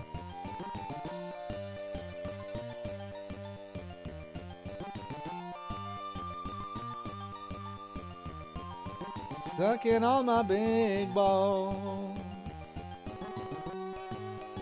Sucking on my balls.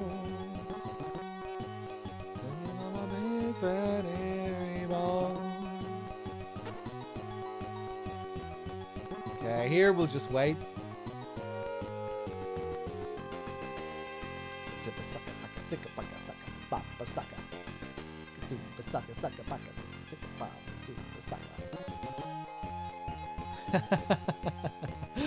That's two. There's still one more. Yeah, let's wait for the last guy.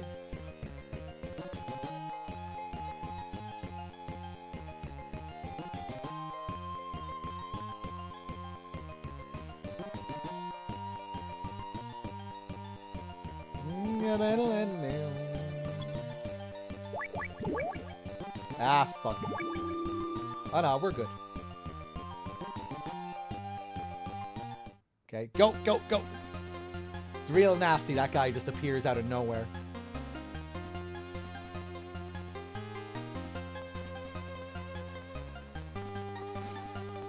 Okay, this time we're just gonna run through the singing sand. Watch this. Idiots.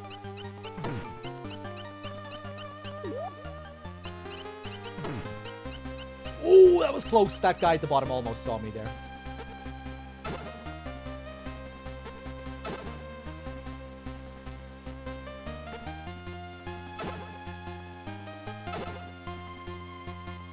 Give it a little.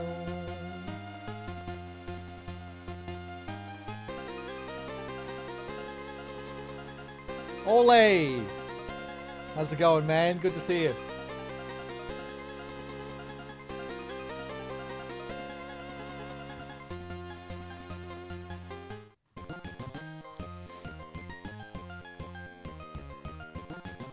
Hitman with the 6 months. What's up? There's our Green Beret friend again. He's still here. I'm gonna risk something here. Ah!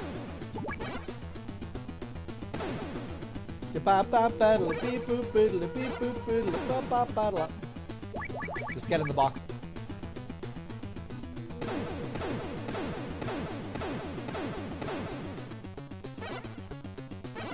Oh,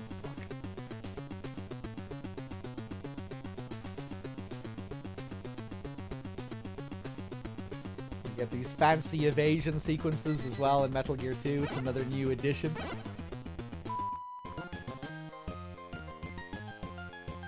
I don't really like how the alerts work in this, though, the way they just keep stacking even in the middle of an alert. If you're in an alert sequence and you move on to another screen and another guard sees you, it'll count as another alert, even though you're already in an alert sequence.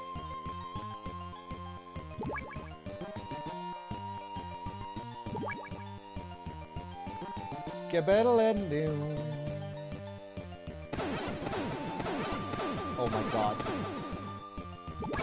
Stop it! So close.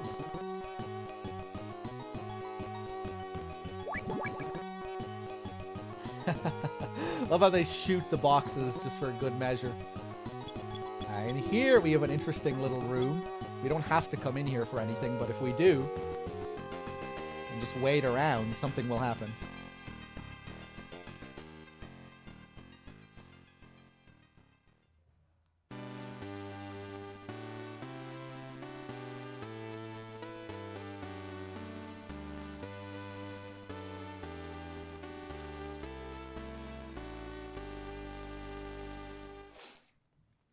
Praise our glorious leader, Big Boss.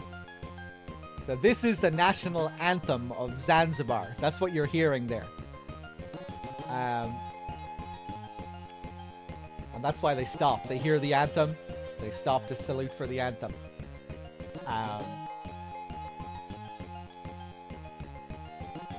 But it sounds suspiciously like "We wish you a Merry Christmas," which maybe shouldn't be too surprising, considering Big Boss's love for Santa Claus.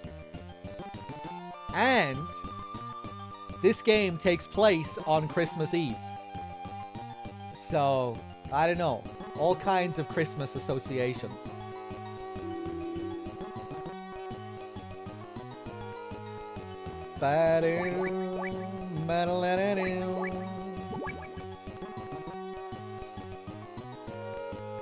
It'd be cool if the game originally released around Christmas time as well. Did it?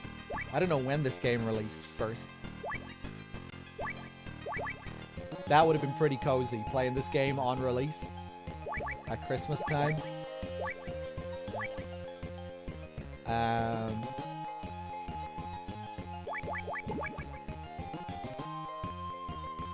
Wait for him to move. The floor I'm on makes noise, so I need to be careful.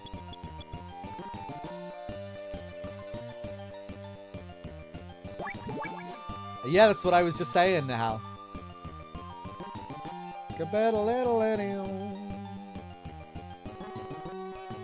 But there's a cool detail later on. Fuck, this guy's coming back up.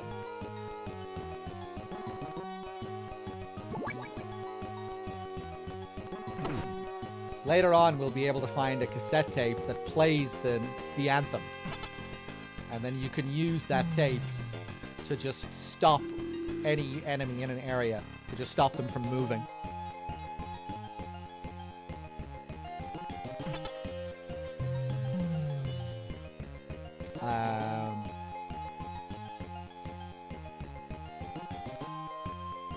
There's another cool item we should be able to get here too.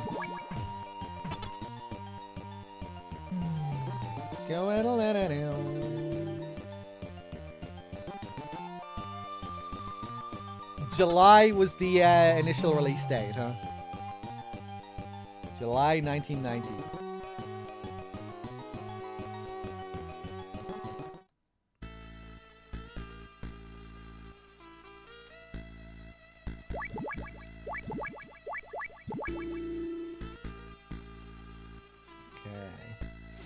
Now, I don't really need to come in here, but I just want to show off one of the cool items that you can get.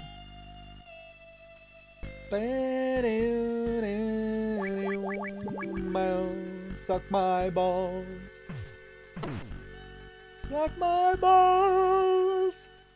I'm not gonna kill him. I'm gonna be an expert. Oh, I'm not gonna be an expert. Quick! Before he turns. Suck my balls.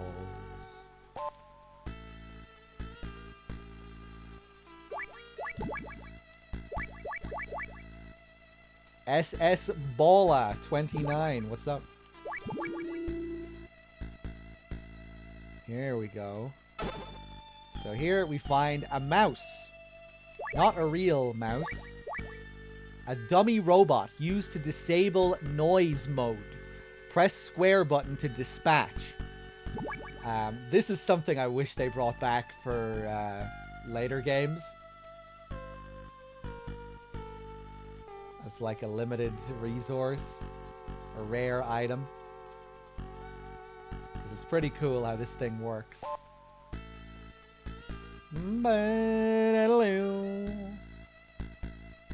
This guy is a weird patrol.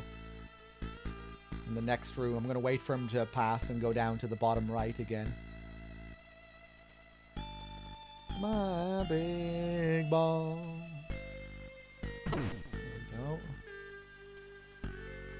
Bum, bum, bum.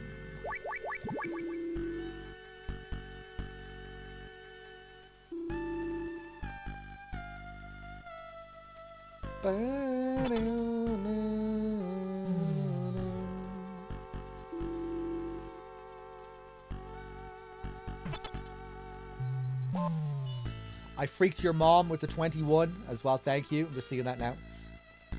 Oh, it was just now anyway. But yeah, for example, this area is covered in these floors that make sound.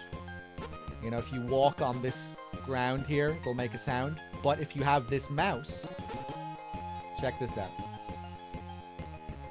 Just a mouse. So now, when I'm in this area, I no longer put this guy into caution mode by running. Pretty cool. However, I think when I move on to the next screen, I'll probably have to use the mouse again. But yeah, really cool little item. Yeah, see.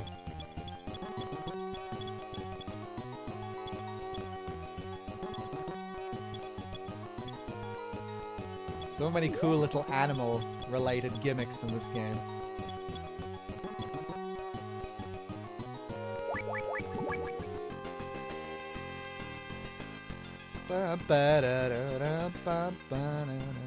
He assumes the mouse is making the noise, yeah.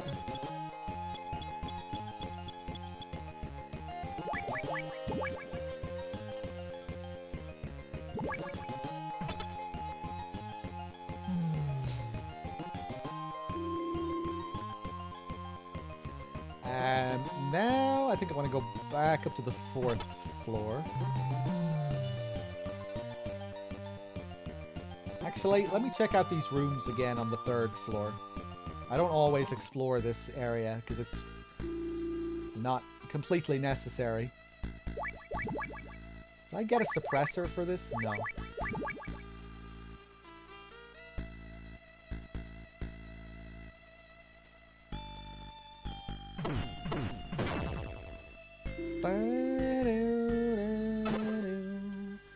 Another ration.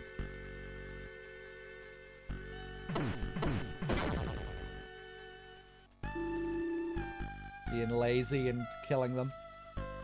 I hate people who use guns. Don't tell DRK.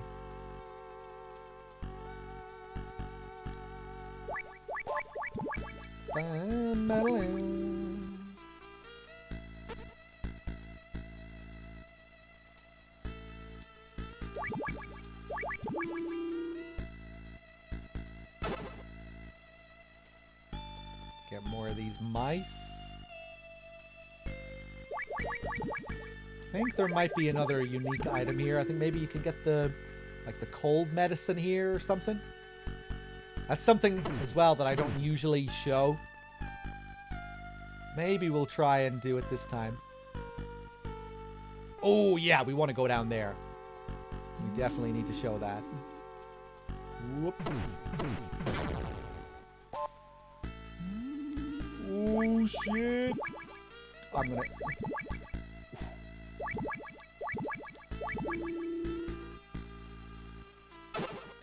More RC missiles. Whoop!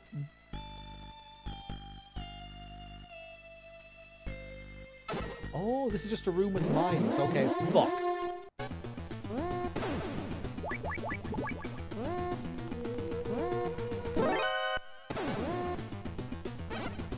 Okay, I think I'm satisfied with this place.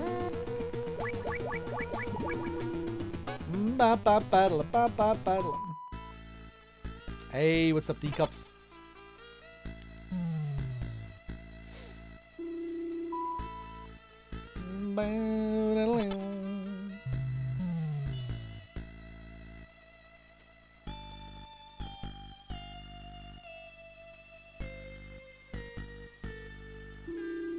Okay, it's time to make some progress.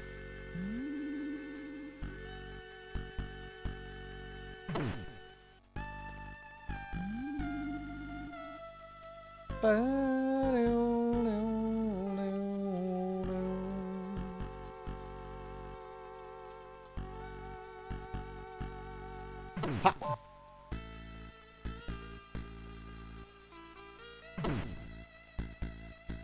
Go, go, go, go, go! Pretty tricky little section there if you want to do it without killing that guy.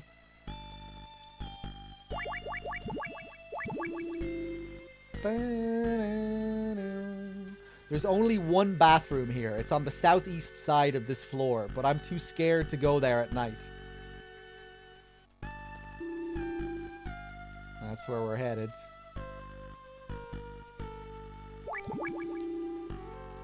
Bum, bum, bum.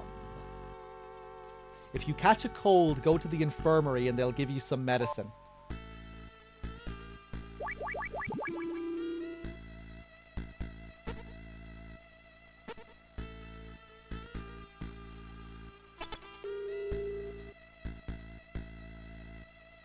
There's a bunch of soldier mannequins in there. I forgot. Usually I don't stop to talk to her. I forgot that was her dialogue. She warns you about the mannequins.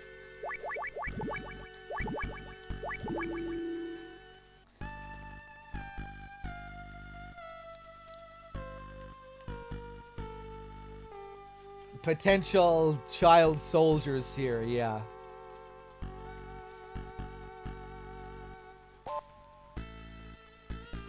So this room here, full of these decoys, these Keepers here. And if you look at the radar, you know, whenever you come up to a living person on the radar, there'll be a flashing dot. And here, these guys are all solid. They're not flashing because they're not real. They're not alive. And it looks like the next room is also a room full of mannequins, right? So you see those 3 blocks. And again, that room on the top right. See, they're not flashing. But the game kind of cheats here because when we go on to this next screen, suddenly there is a flashing guy in the room. One of these guys is real. But we can still punch him before he sees me. This is also random to a certain degree. It won't always be that guy that's real. Sometimes there'll be a guy down here that's real. And I think he's impossible. I think it's impossible to avoid him. If it's this guy that's real down here. So sometimes you'll just get an alert here through no fault of your own. Which kind of sucks. But sometimes you'll get lucky. And the same thing happens here. When you move on to this screen, suddenly there are 3 of them that are real. And it's random, again, which ones are real. Ah, fuck. Didn't get away with it.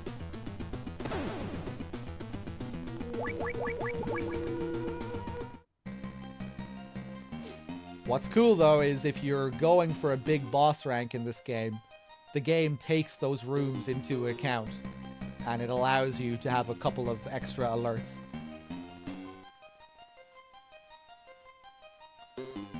I'm better at you.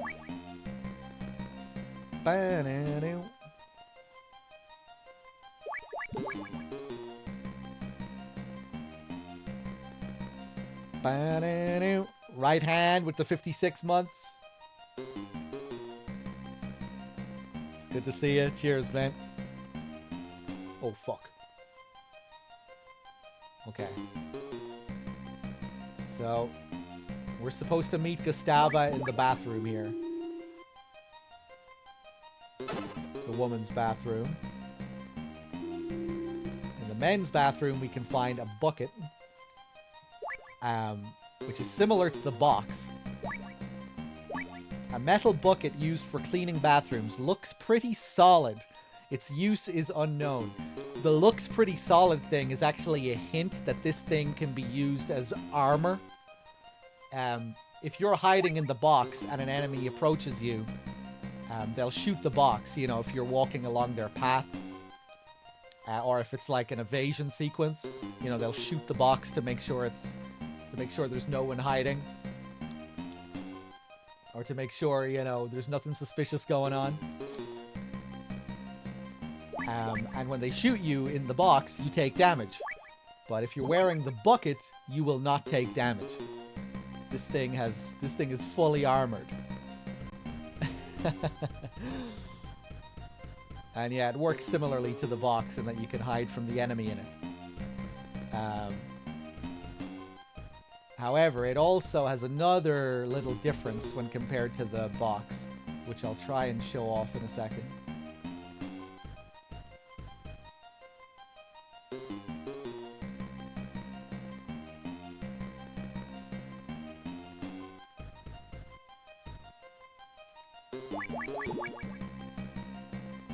Okay, this guy's coming back. So if I get in the bucket here, see? The bucket also makes noise. So you can lure the enemy while you walk around in it.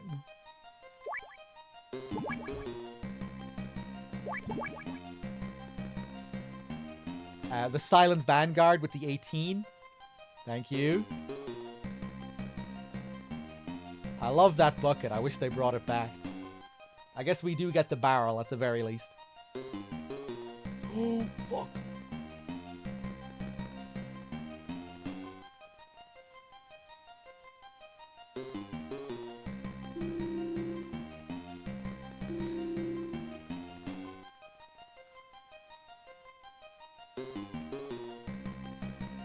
Okay, I hope I don't have to wait for them to loop back around again. I think we should be good. Go in, yes!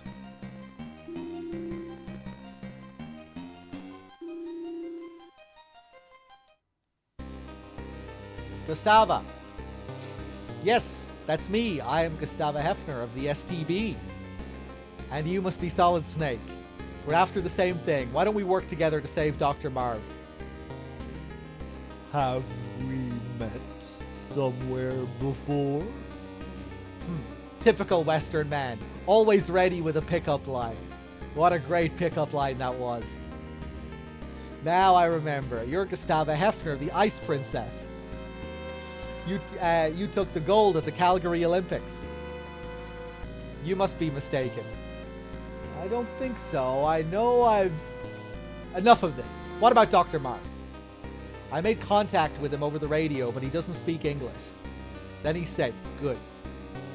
I'm glad he had that surgery to implant the microtransmitter. Snake, lend me your radio. The frequency is 140.51. Tadi J. Gustava. Marv. Pane Doctor. Jack says Stite. Damn, I wish I could remember the fucking Czech that I learned last time we were playing this. I think it's cheat, right? Chitit. Jack say chitit. Am I right? Am I remembering my certain lessons? If something is followed with the eye and that thing above the eye, I think that might turn it into a chi.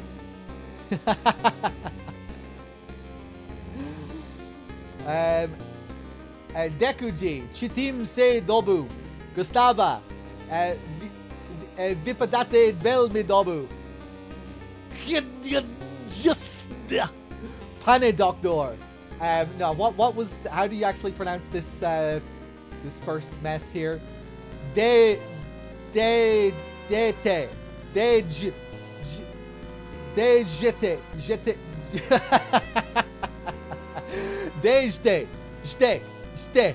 Is that it? That sounds like it might be it. Yeste, yeah. Fuck, now I'm remembering. Is the first one de, lad? Just de? De yeste. Of course that's what it is. J's love to sound like yays.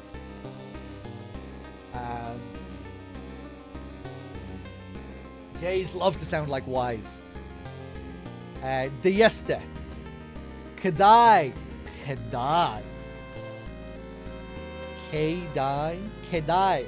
Kedai yeste. Pane Doctor. Na severu bezakir Jerozdalina. Ze nimaji concentrak. Tam yem. Yem. Urchite vaz zakranime. Yem. Jesus. Yem vedechne dekuji. Okay, right. That's all you're getting this time. Next time I'm gonna learn it properly. Next time I'm gonna be ready, I swear.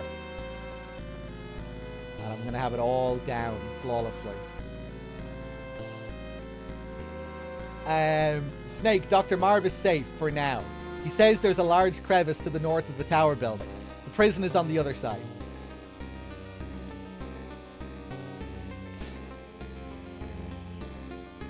Dr. Marv also expressed concern about Dr. Madnar. Don't worry, Madnar is safe. Right now, we have to get Marv out of there. Got it?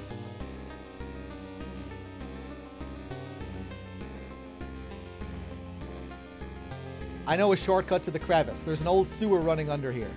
We can take that elevator down. Let's go. Whoa, there's an elevator there. What do you know?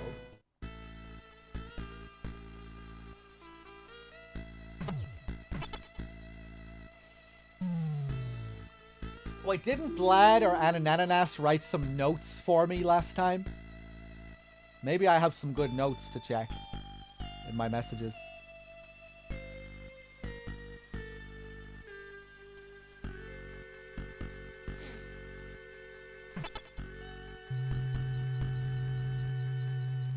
Or maybe not. I don't think you did, Vlad. Just thought I remembered Ananas like writing down some notes or something.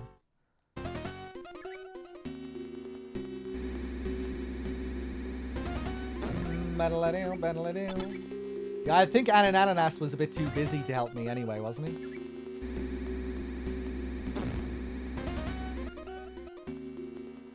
My hairy balls and my balls, my big hairy balls, my balls.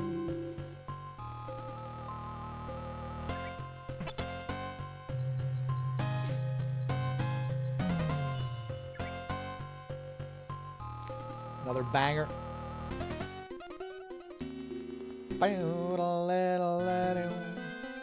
Oh, Gustava, Snake.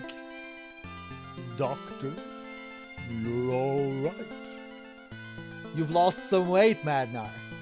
And you haven't changed a bit, Snake. Snake, we must hurry. Dr. Marv is waiting. You mean Marv is still alive? I thought I could escape through this passageway, but the elevator wouldn't open from the inside. Gustava, you and the doctor get behind me. We're moving out. No, wait! Snake, I have something to give you. I swiped it from a guard. It's card 5. Lead the way, Snake. I'll follow you. Betty. So So this is where Madnar suspiciously keeps a few paces behind Gustava and Snake.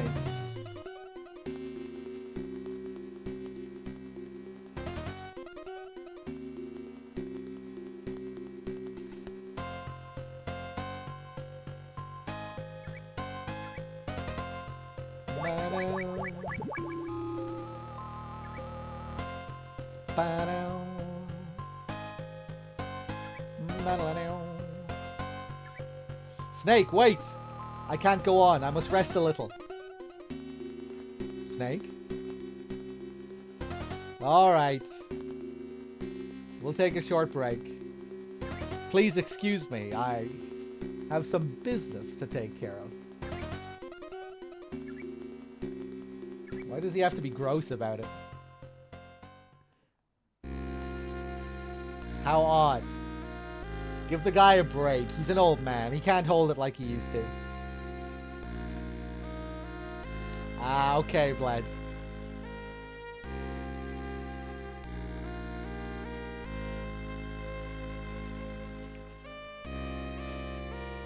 No, I mean us. A world-renowned scientist, a former Olympic athlete, and an ex-special agent trudging together through a sewer. Fate can be funny sometimes. I could really imagine Hader saying that line. Fate, yes, perhaps you're right. You know, when I was a little girl, my mother used to tell me stories about Poland during World War II, about the Warsaw Uprising. My mother spent days in the sewers under the city fleeing from the Nazis. Her skin and clothes were caked black with mud. You could not even see her face. My mother and I are much alike. We're both haunted by war. Gustavo, why do you quit skating and join the STB? You'd think an Olympic medalist would get the royal treatment, even in the East. Not exactly. There was something about the ice. It felt cold. The ice? What are you smoking, Gustavo? Snake, are you married? No, I don't have a family. You? I'm all alone. And it's not because I like being single either. Perhaps I simply never had the chance. What about a boyfriend? Once. Only once. I thought about getting married. It was back when I was still skating. I was deeply, madly in love. It still hurts to think about it. He was a Western man. His name was Frank Hunter. He was handsome, well-mannered, intelligent, but always afraid. I would have thrown it all away for him. My family, skating, everything. I would have followed him anywhere. You would have defected? Yes, but it was not to be. The West rejected my bid for asylum at the last minute. Some sort of political reasons I still don't understand. They probably just didn't have room for you. It happens all the time. Ever since, my family and I have lived a nightmare. We lost our right to compete, were branded as refuseniks, had no choice but to go into STB. But I have no regrets. When I was on the ice, I knew only the ice. Now I know so much more. I've even killed a man. What about him? Did you ever... I never saw him again. Our Berlin Wall was too high for either of us to climb. Hello again! Sorry to keep you waiting.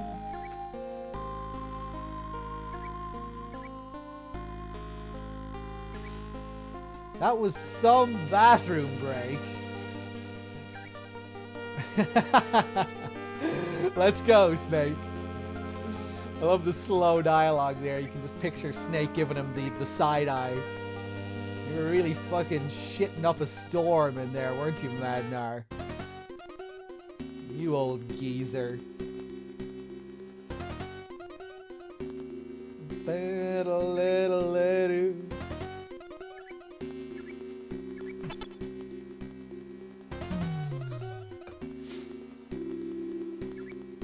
That bathroom break made me realize how hungry I am, and I think I still have some pasta here. Hold on, give me a second, guys.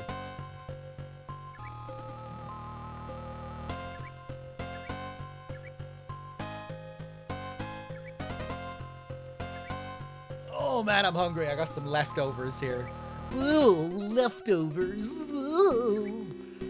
Hold on, Otacon. Just give me a second. It's not too nasty.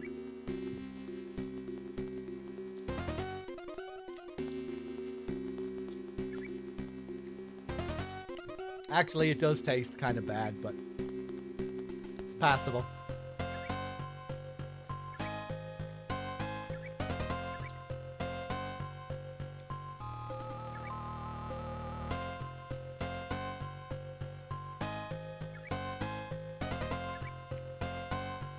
Hold on, one sec. One more bite.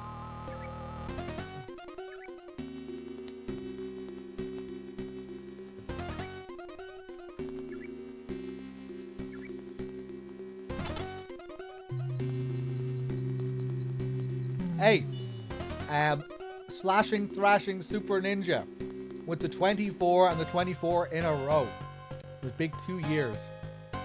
2 years in a row. Thank you, man.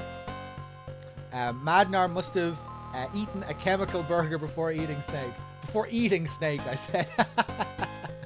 Before moving on to the main course, he ate a chemical burger. Chemical burger to start with. Well, let me take a drink here.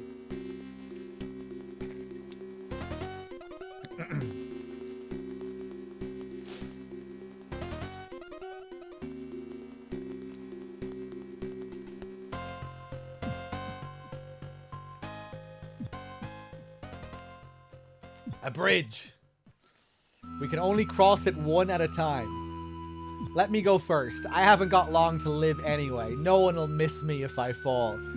God, I'm getting sick of your shit, Madnar. He's really dragged the mood down since joining with his fucking slow ass and his bathroom breaks and all this self-pity. Alright, I'll go next. See you on the other side. It's safe, Snake. Hurry and cross over.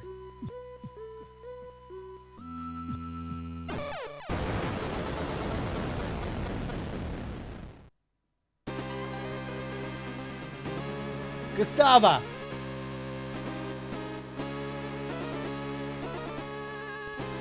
Okay, I'm just gonna let this next scene play, because the dialogue comes out so slowly. I'm not gonna narrate it, I'll just let you read it.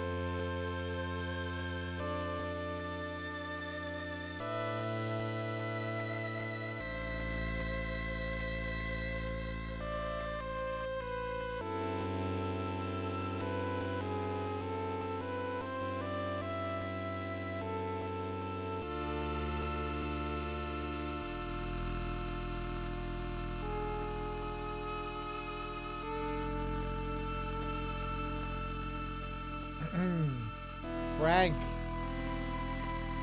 Oh shit, Madnar. He's been taken away. Everything's going to shit. Oh, what now? Metal Gear. Snake, it's me, Gray Fox. Gray Fox.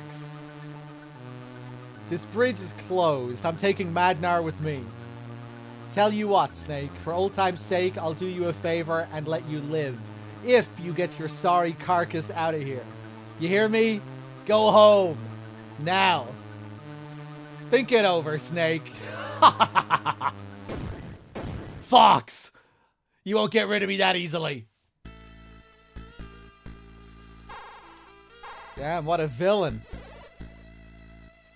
Snake, you remember the veranda in the tower building they use for parachute jump training? If you have a hang glider, you can jump from there straight over the crevice. There should be a hang glider on the east side of the first floor of the Zanzibar building. I saw it once at Thanksgiving. See ya. Why is it? What is up? Why did she see it at Thanksgiving? So much Christmas and Thanksgiving and Christmas Eve and... What's going on this base?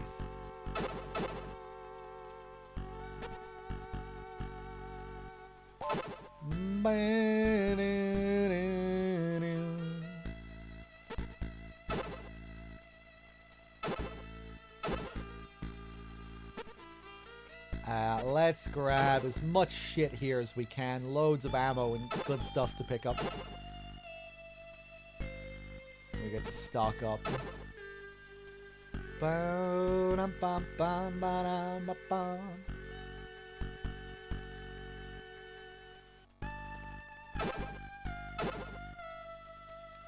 Okay, nice.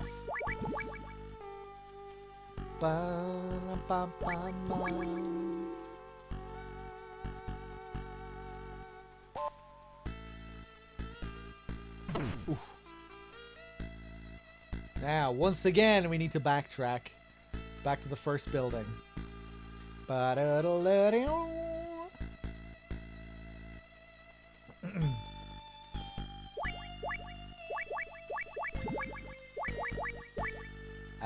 Card 4, I think.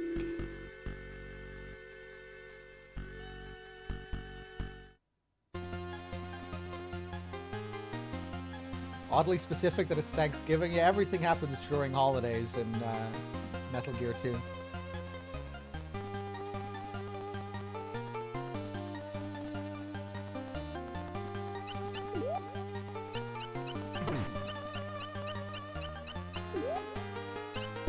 Oh, damn it. Have a good sleep, Hem.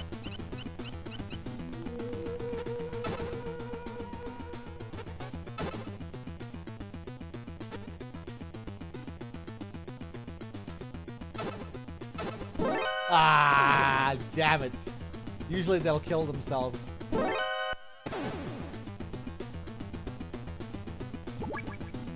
Oh.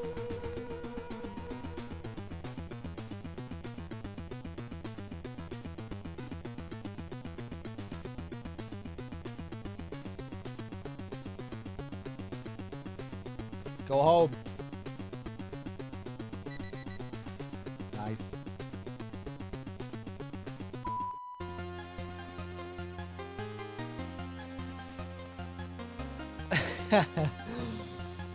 Is that why you have it on low volume, Hemp? For the cause? Potential cause, loud screams out of nowhere?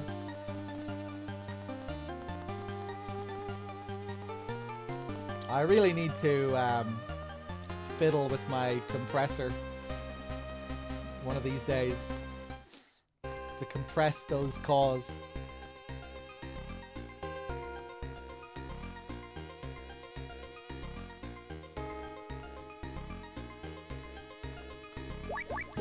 I'm probably going to make the same mistake as last time, but I'm going to do it. Go. Nice.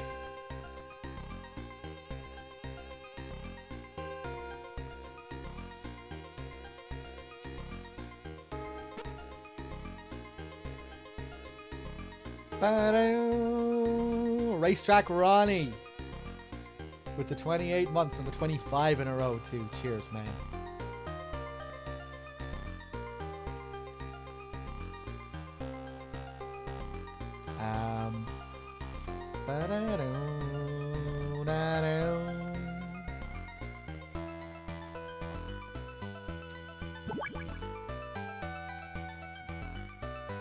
Okay, we need to get the hang glider next.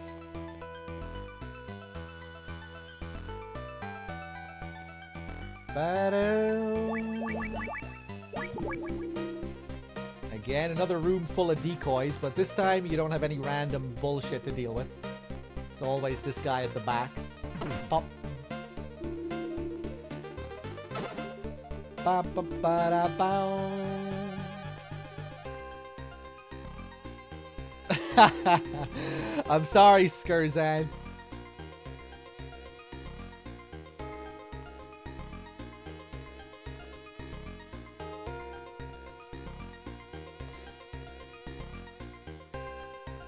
Yeah, I really need to compress my audio properly. I'm just lazy. It's always just such a pain in the ass fiddling with audio settings. Requires so much trial and error.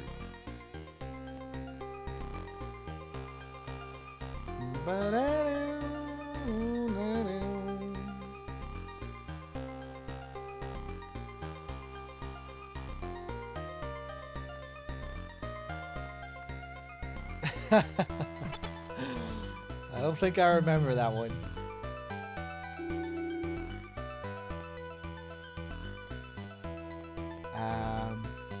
Okay, back up to the 4th floor. Gustava's brooch is basically the PAL key, by the way. She died before she could tell us how to use it, but that's how you use it. It's a key that you have to heat up or freeze up. No,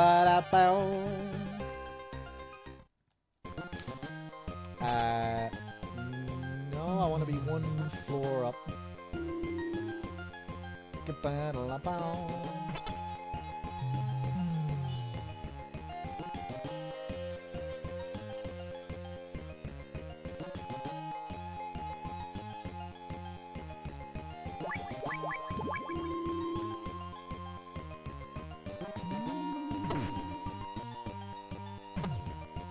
Go, go, go, go, go, go! Before he fixes himself. Quick, before this guy sees me! Nice. So, this is a cool area.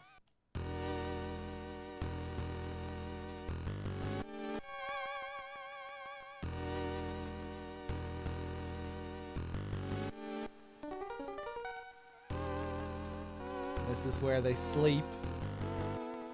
Kind of creepy with the camera.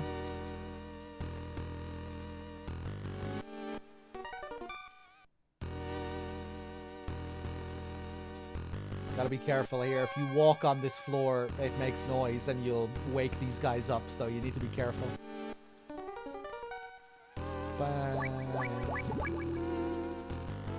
And when we go into this next room, you can see on the radar that, again, it's another room full of beds, like the last one. You can see there are guys sleeping, those white dots. And the light is turned off in this room. The only thing that's lit up in the room is this switch over here, which you're naturally drawn to. However, if you turn on this switch, it just triggers an alert, because it turns the lights on and everyone in the room wakes up. So you actually don't want to turn on that switch.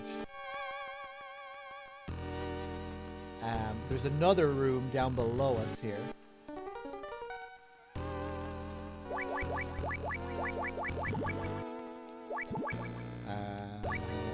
Broken Roiler with the 3 months. Thank you. Wonder if they'd react to the mouse. The mouse would probably wake them up. Yeah, I guess I could try the mouse here. I'll try it when I come back out, just for the hell of it. So in here we get a sauna. If we equip our brooch, we'll see it change shape now. Look at this guy. They created this sprite here just for him. I don't think there's anyone else in the game like this guy. There we go. We got our key.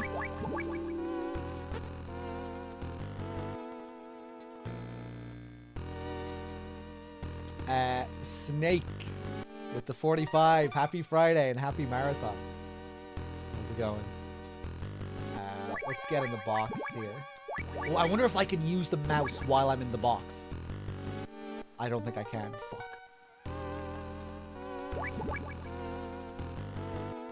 Oh, okay. It doesn't wake them up.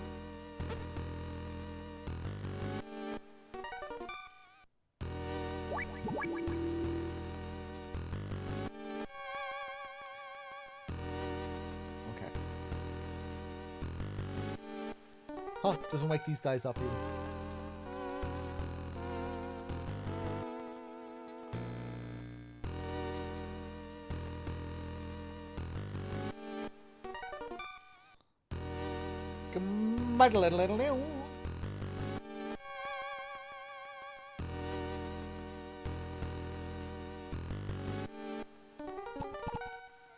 Okay, now that we have this key, we can open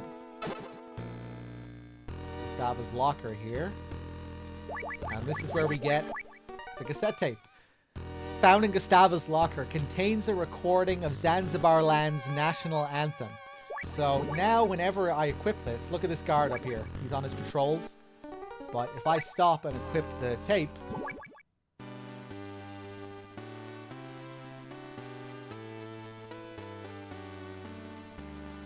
he freezes. You gotta pause for the anthem. And then he continues along his way. What's cool about the tape as well is that it has a limited number of uses. It doesn't say that, you know, it doesn't have like a number beside it when you equip it or anything. But yeah, it has, I think after like 10 uses or so, the tape breaks.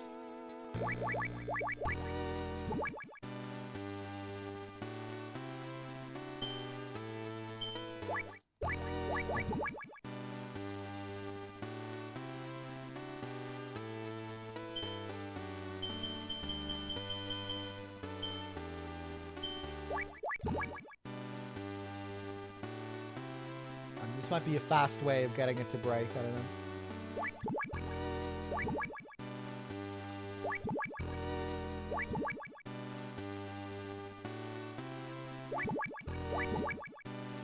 You might have to listen to the whole thing before it starts to break.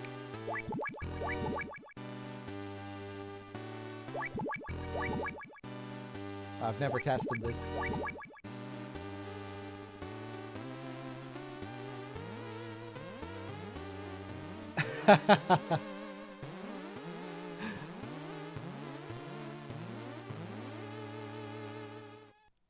Pretty cool. Can we use it again? No, it's gone. It's finished. I only found out about that recently. I had no idea that was even a thing until like a couple of playthroughs ago when someone in chat told me about it.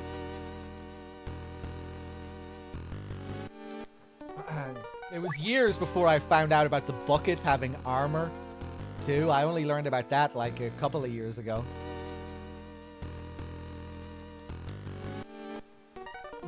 I found that out by myself just playing the game. Just during a marathon, I remember discovering that and being mind blown. Alright, well now our tape is gone. Well...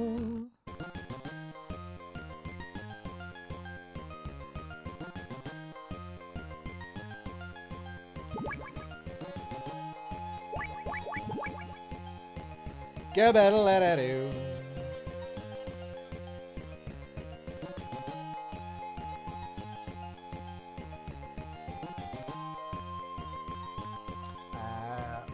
Hold on a second, guys.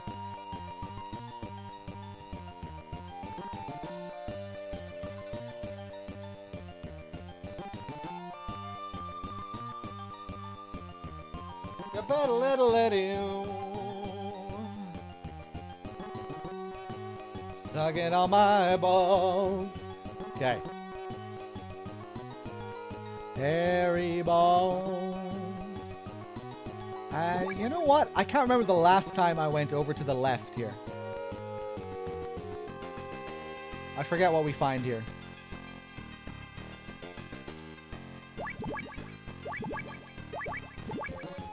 Open it. Another kid. Oh, cool. The grown-ups always stand at attention when they hear the national anthem. It's one of their weird rules. Nice.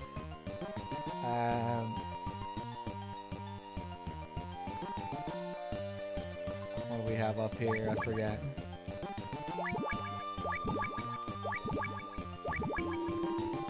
Sucking on my balls. Gustava's locker is the one in the upper row, all the way to the right. She always uses it when she comes out of the sauna. Oh shit, Gustava used the sauna.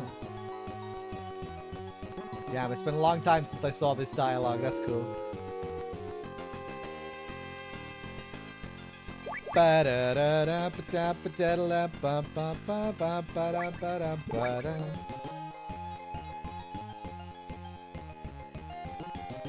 Sucking on my ball. How far does this guy go up? Nice. Perfectly situated. Go, go, go, go. Masterful play. I barely played any Tekken Viva La Trash over the last while.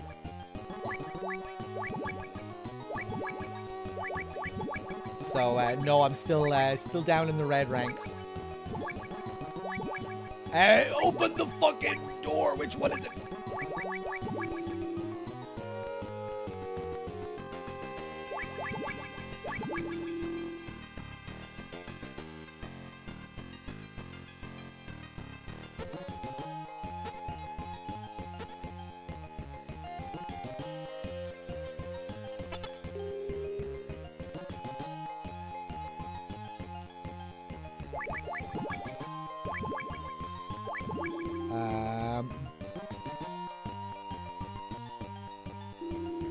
Give it a little new.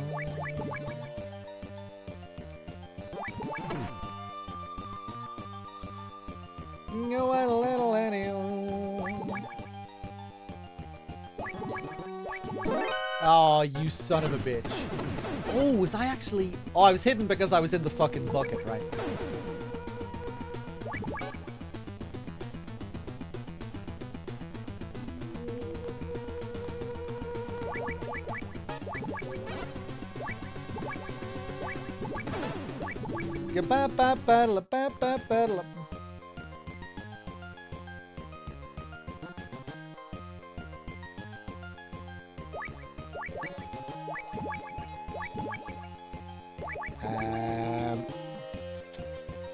I'm gonna pop one of these rations.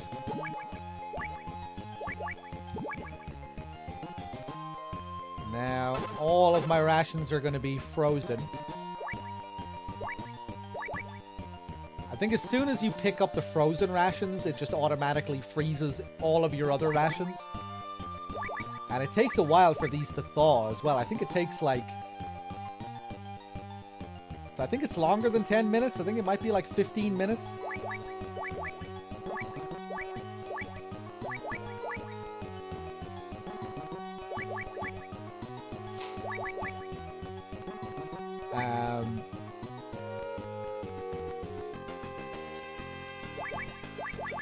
Yeah, so now I want to freeze this key. It's cool. You see, you get a different shape out of it.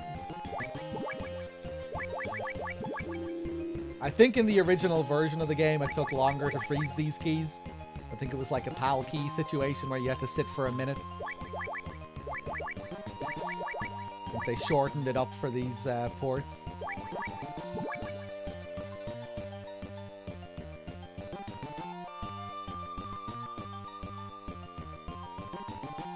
Go away, away, away.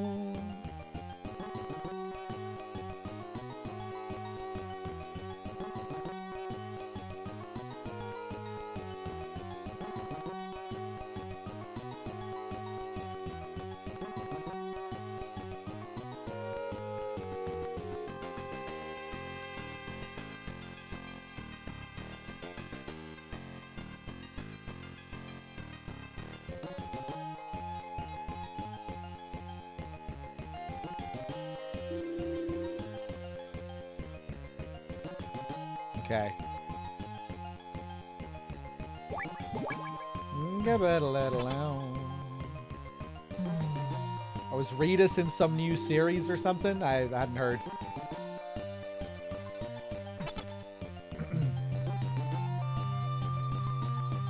Cloud, did I thank you for your 27 as well? Thank you for the 27. Can battle it anyone. Can battle it anyone.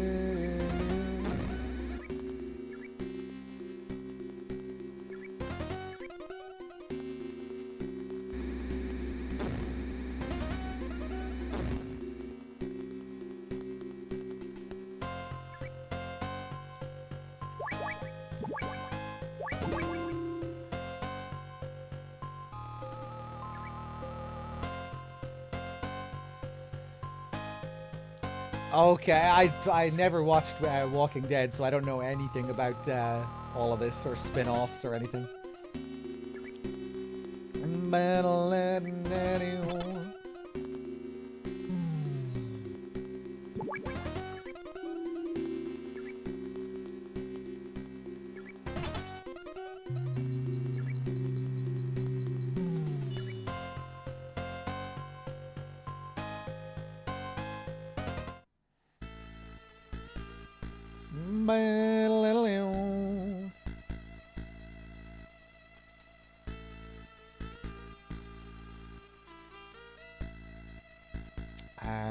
Now.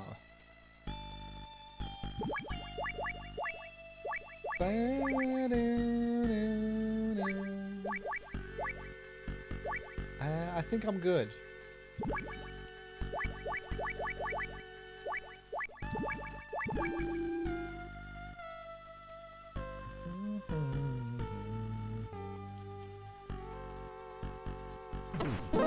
Oh, fuck.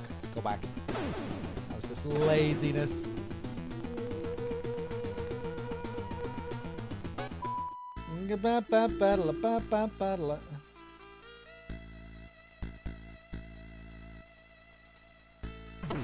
Go! So close.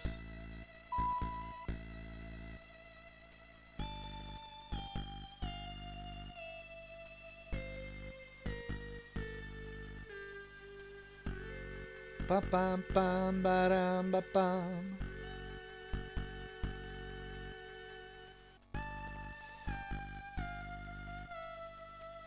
This is another part of the game that's kind of cheesy. There's no indication for where you're supposed to go during this part of the game. I don't think so, at least. You just have to go to this random elevator where the boss fight triggers. Where you get ambushed by the 4 horsemen and Grey Fox. But, oh man, that was clutch.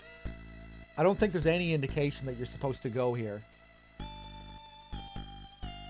To the second elevator. Or maybe the second elevator is where you would normally be going anyway? No, I don't think it is. Where we're supposed to go after this is the first elevator.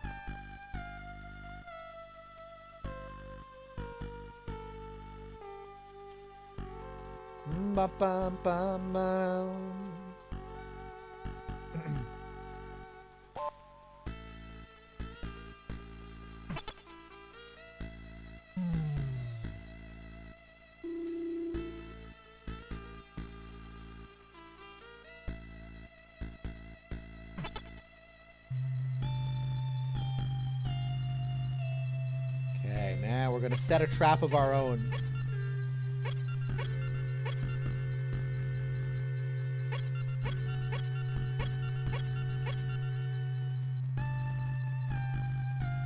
We're gonna ambush the ambushers.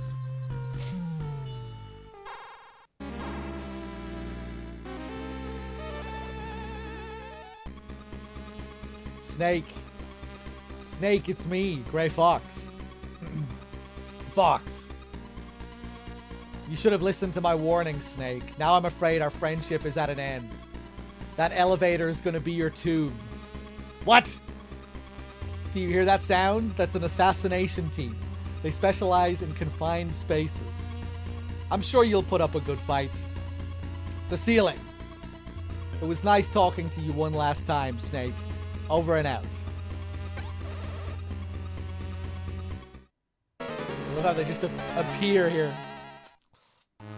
We are the 4 Horsemen, a top secret assassination squad. We get our orders directly from the president. Consider this an honor.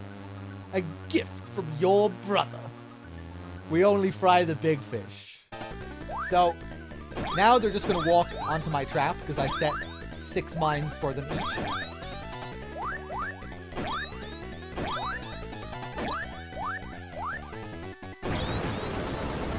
Very good. Very good.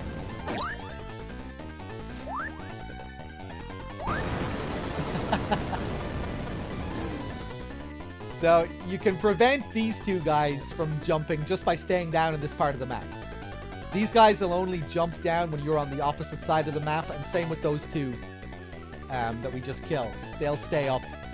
You know, if as long as you stay close to these two, they'll never jump down. And it's the same with the other two. So we keep these guys locked up here by just staying close to them, while the other two just kill themselves. And now we do this. No, get back up there. Don't even think about it. So now we do the same thing with these two. No, get back up there. Now we do the same thing with these two. 4, 5, 6. Don't mind me, sir. I'm just placing down some chocolate. There you go.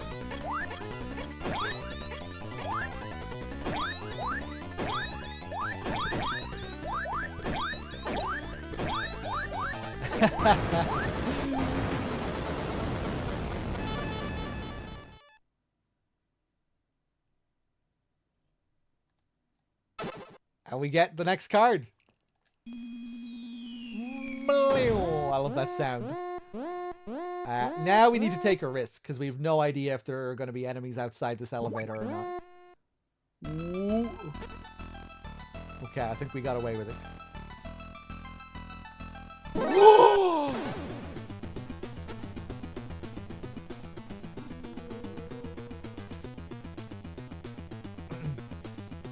I should get the binoculars next time I play this. And the goggles.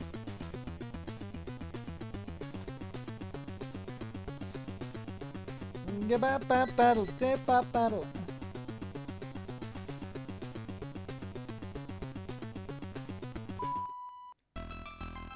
I mean, I just said I didn't like it, Shin Lane.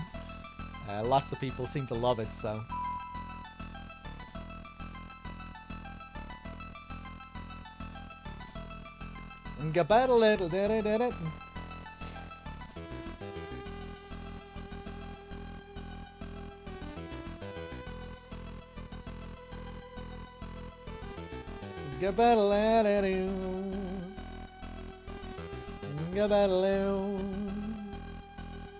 Okay.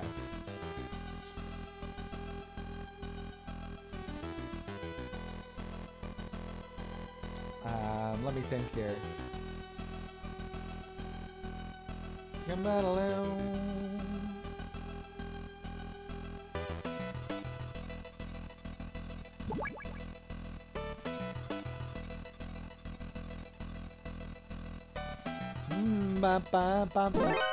I wasn't even paying attention to the radar. I was thinking of something else. Hide in the bucket. My armored bucket.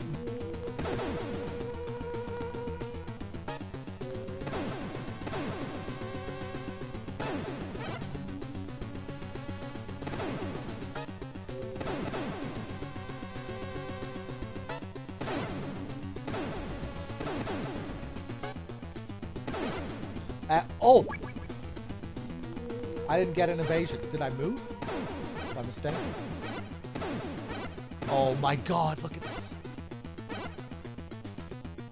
Yeah, you'll still take damage in the bucket if they walk on top of you.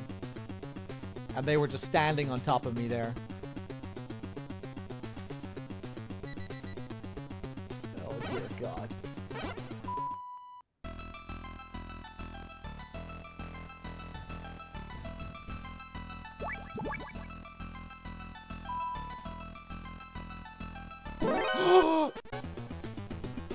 Okay. Just get me out of this fucking area, please.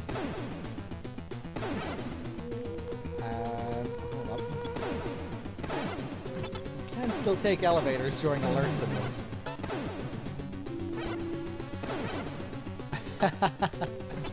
Whoa, he's coming in with me. That's kind of cool, actually.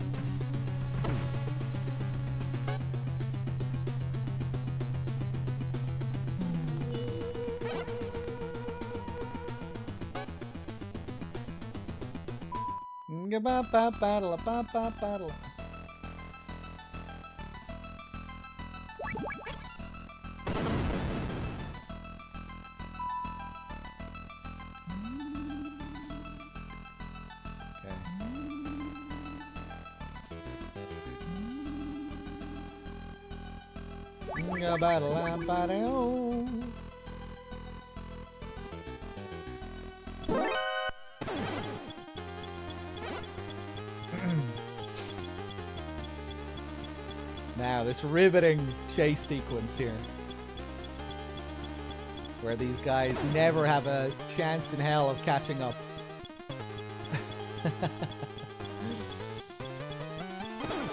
And it lasts for like 2 minutes.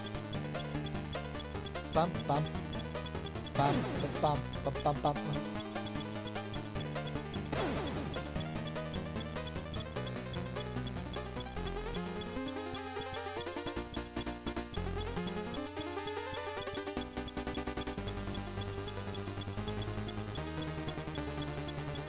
MGS1's version of this works a little bit better, I think, when you actually have a challenge. MGS1 figured out the problem. They put people up ahead on the stairs ahead of you.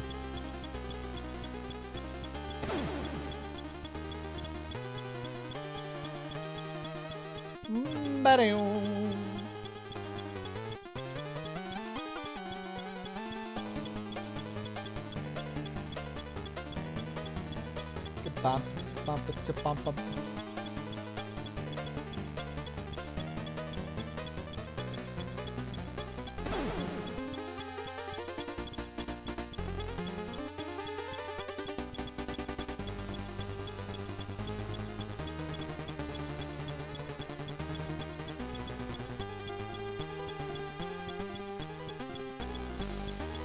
The traps are kind of scary. Oh.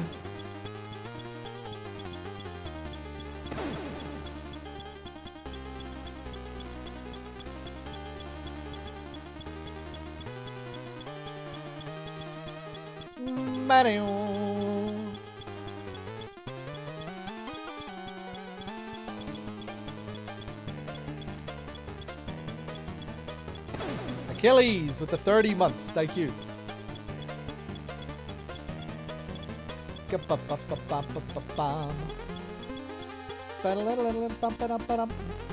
Finally. Dear God. Here, we're going to trigger this on purpose. He's going to look the other way. Nice. We're not going to trip this one, because if we do, he'll walk right up to us. Wait for him to pass.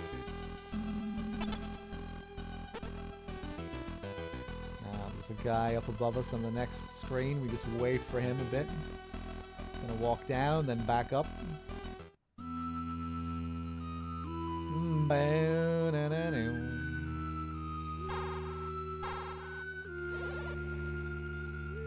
It's me, your #1 fan. You can only jump from there when the wind is blowing north. It usually blows south, but sometimes it changes just for an instant. That's your chance. Don't miss it.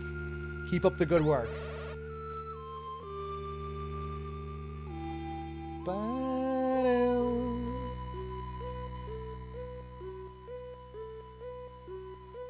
So how do we get a sense for where the wind is blowing? There are a couple of strats you can use here, apparently. Although in this version of the game, I've only ever been able to get the cigarette strat to work. But apparently gas grenades also work here. Because when you throw a gas grenade, you see where the wind is blowing. And apparently if you keep throwing these gas grenades, eventually you will see it blow north. And then you can take out your glider and trigger the scene. Unfortunately, I only have 5 of them, but...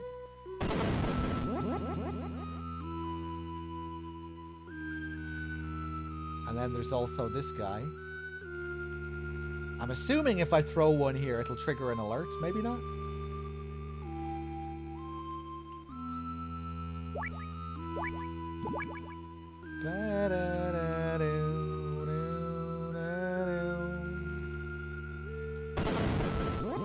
I'm gonna wait for him to come back.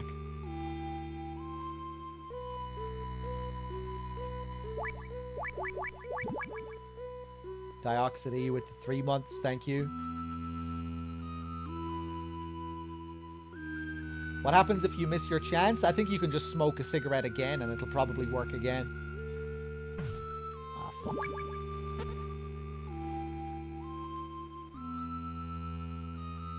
He might see me here. Oh, shit. Ah! Fuck.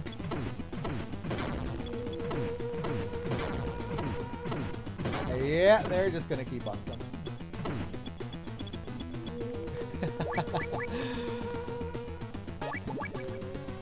Okay, back to the bucket. Oh no.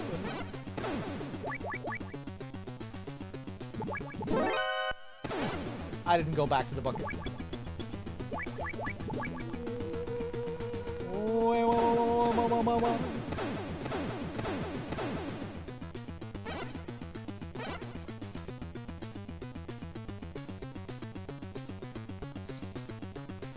But yeah, with the cigarettes, I think you'll always have an infinite number of tries. And with the cigarettes, you don't even really need to time it. When Snake smokes a cigarette, the smoke will always blow north when you see him take a drag. At least that's been my experience. Let's just throw these last few grenades, see if anything happens.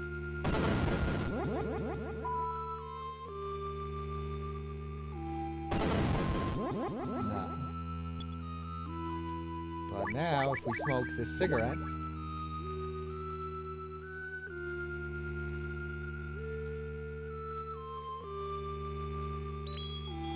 You know what?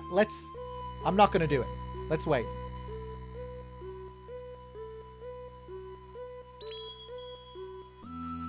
Will the smoke ever blow in another direction? Let's see.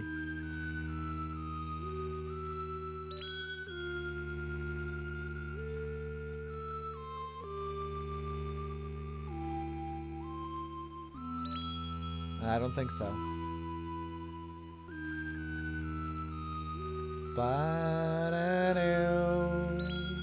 Fuck it. Let's do it.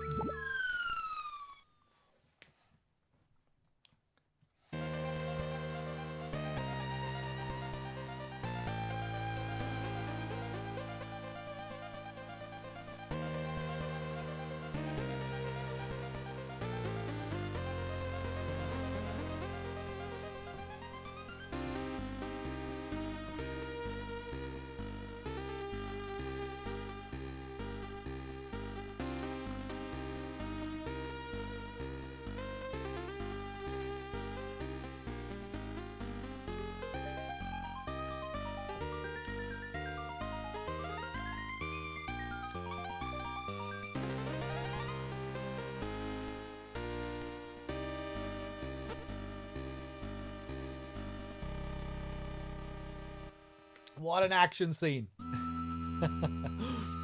Yeah, I love the theme. Unicorn Snake with the 21 months as well. Thank you.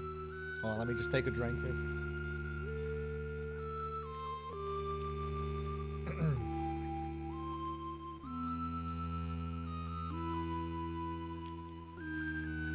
So now we are in the final area of the game. Similar to Metal Gear 1, you have like 3 separate main areas, 3 buildings. Ba, ba, ba.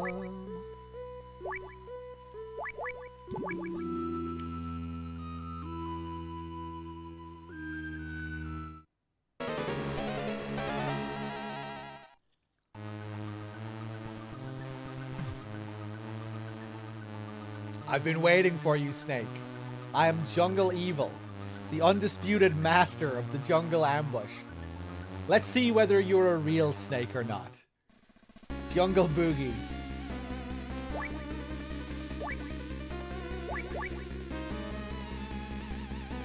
Call up Castler. Jungle Evil, a former hunter from Rex Command. He's an expert in jungle guerrilla combat. In the jungle, he's more beast than man.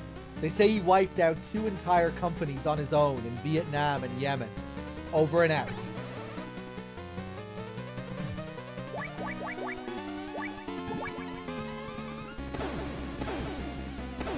Usually I play pretty defensively against him. I just kind of hide here, wait for him to come to me.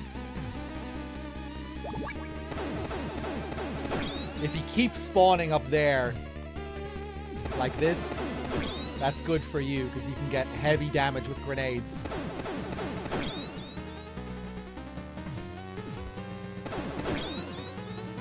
Yeah.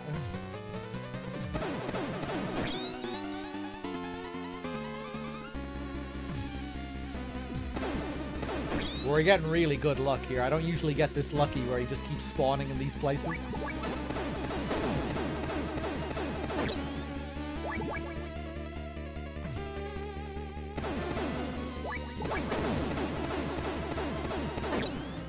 Almost dead. Ah!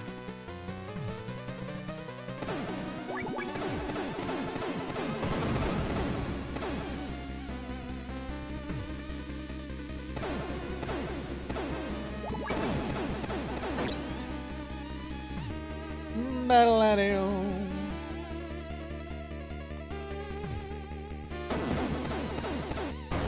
Easy. Mako with the 69 months. Thank you.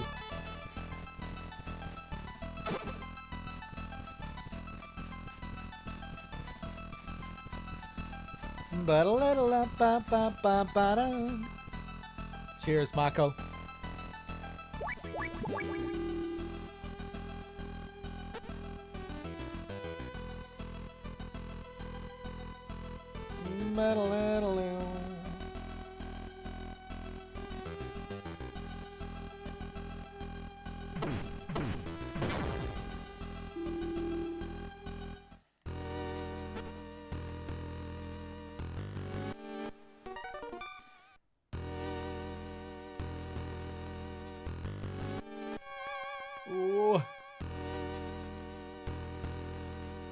This one occasionally fucks me up. I think there's an easy way of doing this room. I think I always make it hard on myself.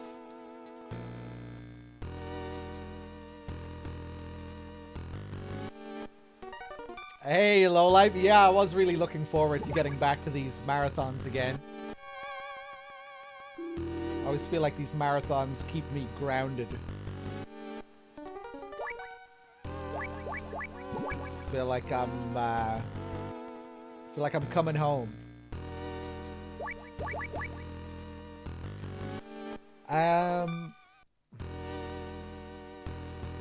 Yeah, I'll pick up the 2 eggs here. So right now we're in some kind of secret lab area. We won't be spending long here. It's very small. But here we find 2 mysterious items.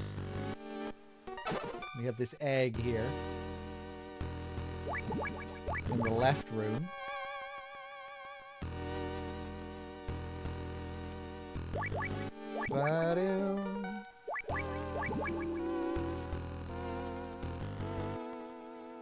And oh god. No. The pain. Is it card 7? It is. Jesus.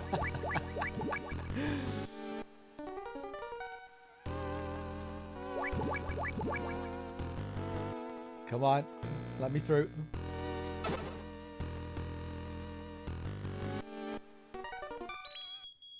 Going peddle-a-little-little-down.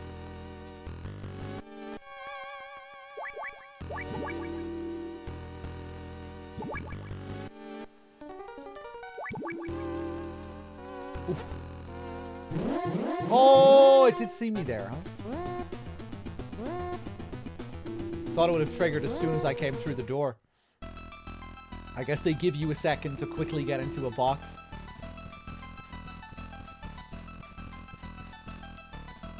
So yeah, we pick up 2 eggs in this lab.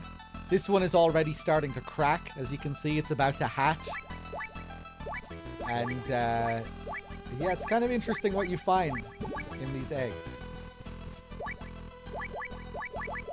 One of the eggs you need. And the other one you don't need.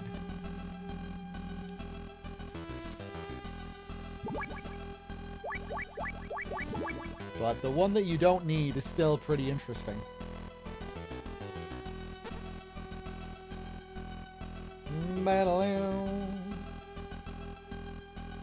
Yeah, see, this is our first one. This one, within we find a snake. A snake has hatched out of this egg. And the snake moves around your items in real time. And when he gets to your rations, he eats them. 1 each. I have 2 of these, now I have 1 of these. And that's all this snake does. He just crawls around your items and eats all of your rations. And it's very easy to just completely miss that this is even happening on a first playthrough. And the way you get him out of your items is you wait on the cracked egg. And then you press the action button to get rid of him. Even that can be kind of confusing. You know, if you try and track him around your items and get rid of him that way, it doesn't work. You have to wait until he comes back around to the egg. Until he comes back to his house. And now we just need to wait for this second egg.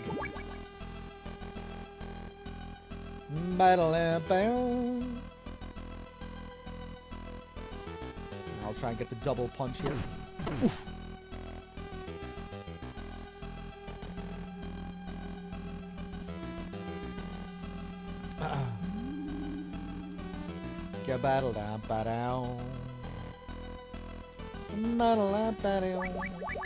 I need 3 of these chocolate rations for an upcoming area.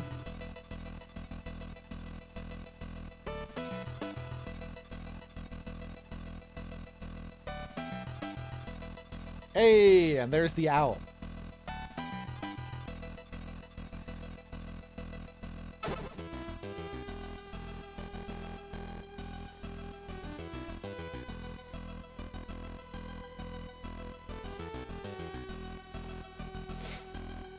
Yeah, we'll probably be doing lots of marathons for the rest of the year. Ooh, fuck. Oh wait, no, I already did it. Fuck, I didn't mean to do it right there. I wanted to go and talk to the kids first. To fully explain what's happening here. But yeah, the owl... Oh, he says it again. He says the dialogue again. Does he go somewhere else? Oh, shit! I've never actually seen him leave the area. Does he always do that after he turns off the switch the first time? Or do you have to use the owl a second time?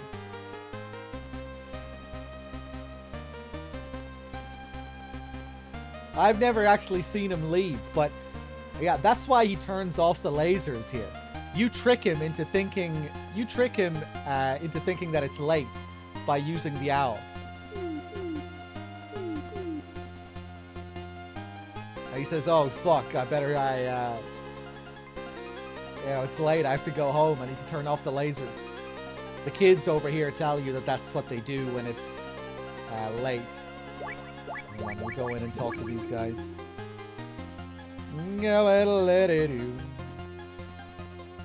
I hear owls at night. It's so scary, I can't sleep. Know what? At night, they turn off the power. So all the laser fences get turned off too. Then we get to play inside as long as the grown-ups don't catch us. They keep the animals in a room northwest of here. So these 3 kids here basically give you your hints on what to do next with this guy with the lasers.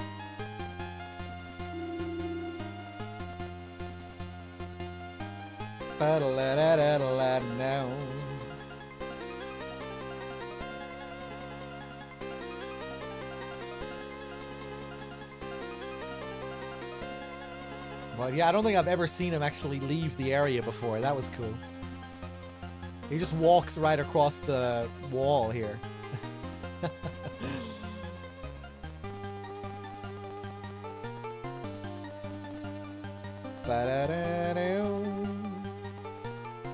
Okay, let's keep going.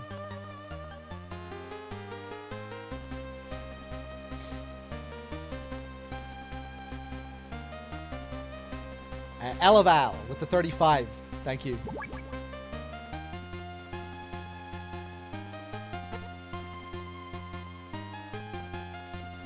The lasers don't hurt you, no. They just block you from going inside.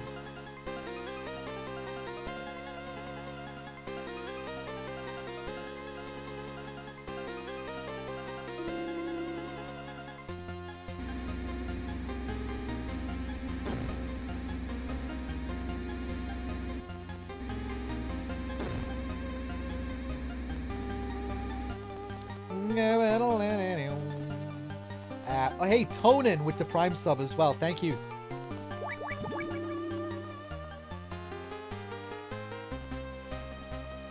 This guy's coming over here. The owl is the only way of getting inside, yeah.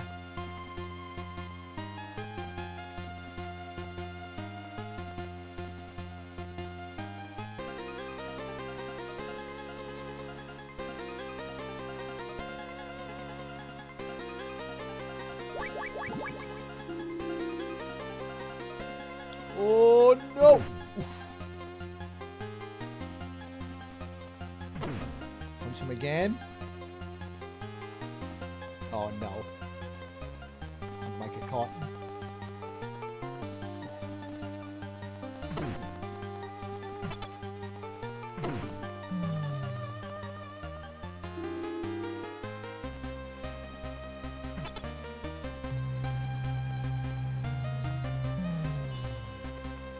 Bam, bam, bam, bam, bam, bam.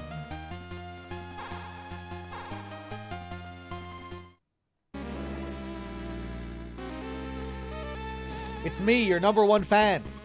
Snake, watch yourself. You've got company. Night Fright, the last surviving member of the Whispers. You know, legendary guerrilla unit. Night Fright. He's wearing a state-of-the-art camouflage suit that makes him practically invisible. Not only that, he'll attack you with a gun that's completely silent. No one has ever seen his face. You know what you have to do, right? Lucky me, I've got a fan club. Use your ears, Snake. Over and out.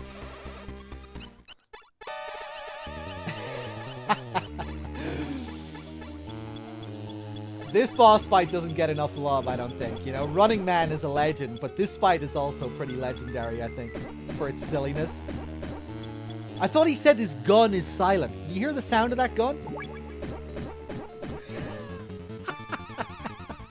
He did just say his gun was silent, right? A little. But, yeah, you find out where he is due to the floor. All of these, there are like 4 different pieces of flooring here, and they all make different sounds. So it's pretty easy to track where he is based off the sound the floor makes. On top of that, you can lock him down pretty easily too.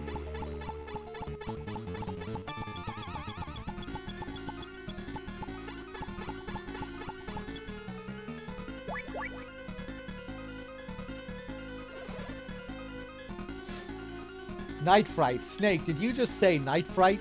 You have no idea how much trouble you're in. He's the last surviving member of the Whispers, a legendary guerrilla unit. In a jungle fight, he even puts the Green Berets to shame. He's got the latest in camo technology. You can't see him at all. In fact, nobody's ever seen him. And that includes me. That's why they call him the Phantom Assassin. Snake, I think your luck might have just run out. Over and out. Yeah, sure it has. Let's place down some mines.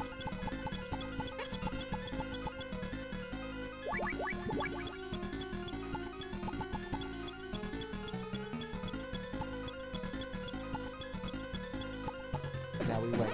Ha! I can see him.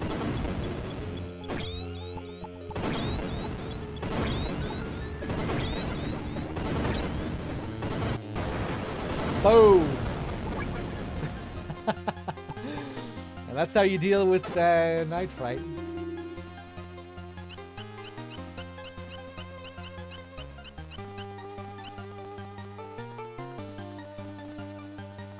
And here we run into another bit of a problem here. If I touch this, I drown in this pool of piss here. One hit kill if you touch this.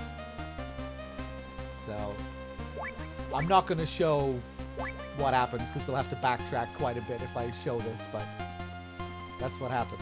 You die.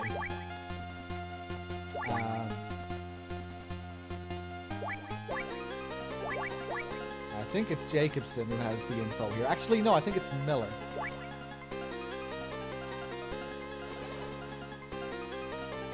How to deal with sulfuric acid. Let's see. You could neutralize it if you had something with caustic soda in it. I got it. You got any chocolate on you? I forgot to get the 3 chocolate rations. Oh no, we have to go back. That ought to do the trick. Sulfuric acid reacts with the sugar in chocolate to produce carbon and a rubbery substance. Table sugar. See if you can find some chocolate over and out. Oh no. Oh no, I have 2 of them. We have to go back just to get 1. See, look. Uses up all your ration. You nullify the sulfuric acid with the chocolate. Oh, I completely forgot. The backtracking at the end of this game can be so painful. On a blind playthrough, it can be like really bad. But even when you know the game, one little fuck up can mean some nasty backtracking.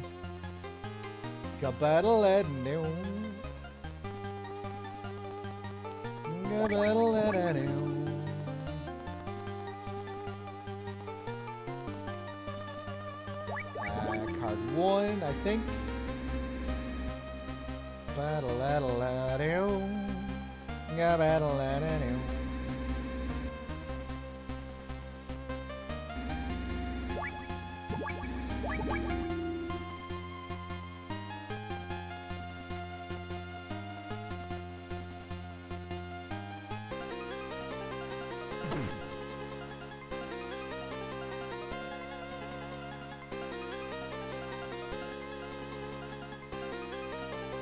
I'm pretty sure this is the nearest chocolate ration.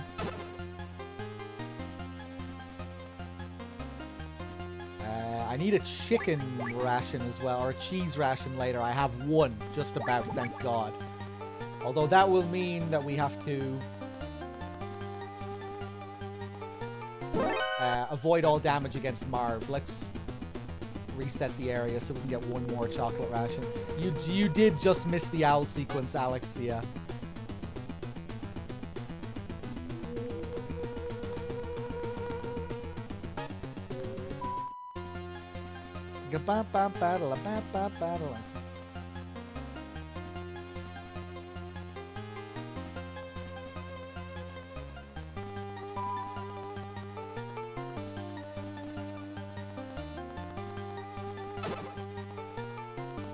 A lot of grenades. Yeah, you need a fair few grenades for the end of the game. That's how you destroy Metal Gear in this game. Although I don't think we need 29.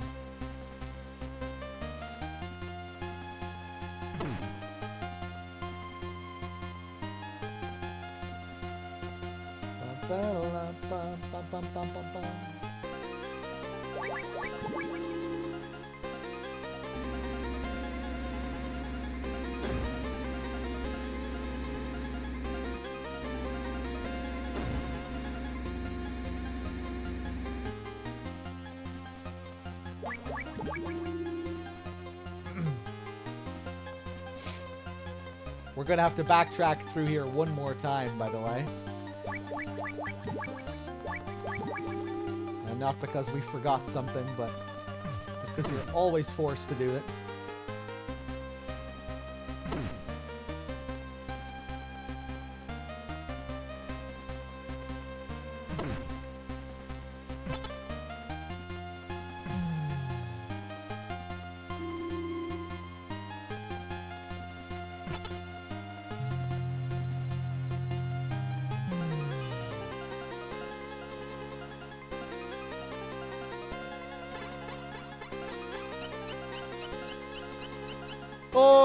Oh, finally. Let's fucking do this. Let's nullify the sulfuric acid so we can backtrack again one more time. So, once you get the third pool of shit here, you think, okay, I've done it. Now I can get through this next door. No, you'll find that no matter what card you choose, it won't let you through this door. Right? So then if you're on a first playthrough, you think, okay, I guess I missed a card somewhere in that last area, this new area that I just found. So you might think, okay, I'm going to go back and search and find this new card. No matter where you search, you will not find the card that you need to open that door. What you have to do is you have to exit the area after turning that pool of piss into shit, and then you have to enter the area again. And then you'll get this call. You should be able to get card 9 from Jungle Evil. Don't you mean card 8? He only had card 8. No, he was in charge of cards 8 and 9. He must have dropped it somewhere. Check the area he was in. The cards should be there. Keep up the good work. So they expect you to go back, look for the card, fail to find the card, then come back here because you've just ran out of things to do. You get this call that tells you where to find the card, so you have to backtrack again and go through the area and then come back. It's really rough. And if you haven't already frozen this key, you'll have to go back and freeze the key again and backtrack one more time. So backtracking for rations, backtracking to fail to find the key, then backtrack to get the key, and then backtrack potentially one last time to freeze the brooch. Yeah, the first playthrough of this game is not kind when you get to the end.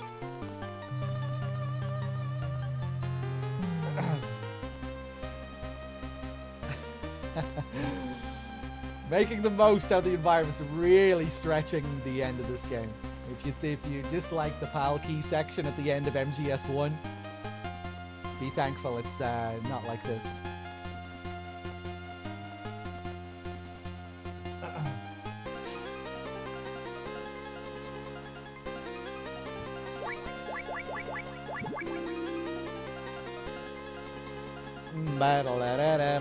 Now.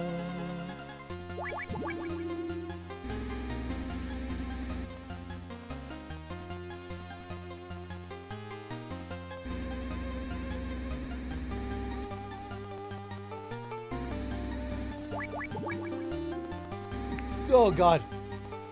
Ugh.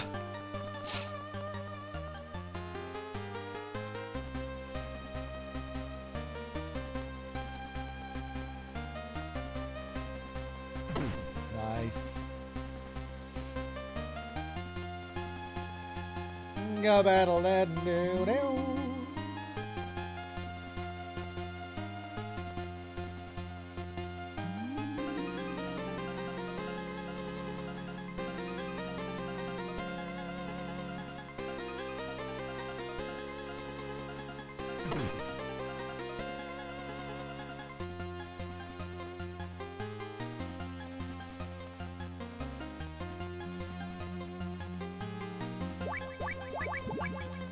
I don't think it's too bad in MGS1. I think it kind of works with the story in a way. This kind of build up to activating Rex.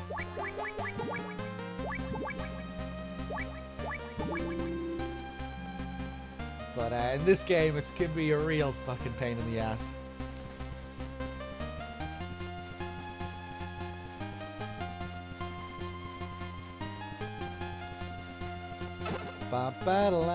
That's where we get card 9. If you come here and try and find it before getting that call, it won't be here. This card magically appears after that call.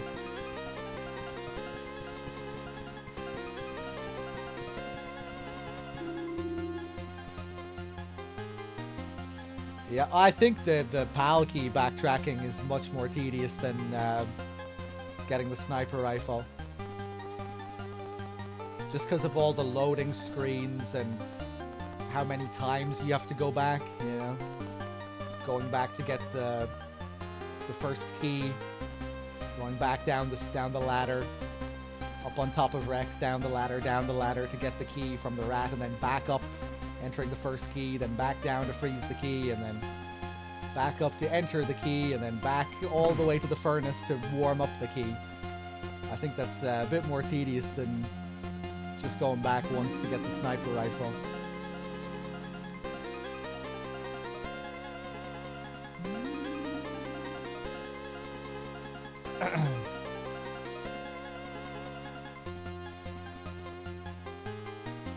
There's a lot more to the Rex backtracking.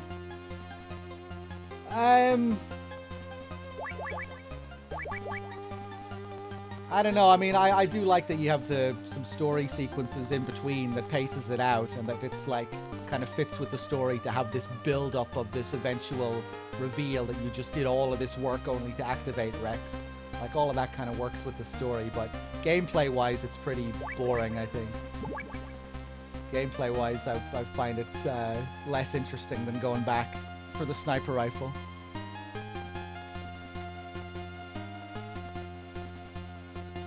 You know, the one guard up on the walkway that's doing the same pattern every single time.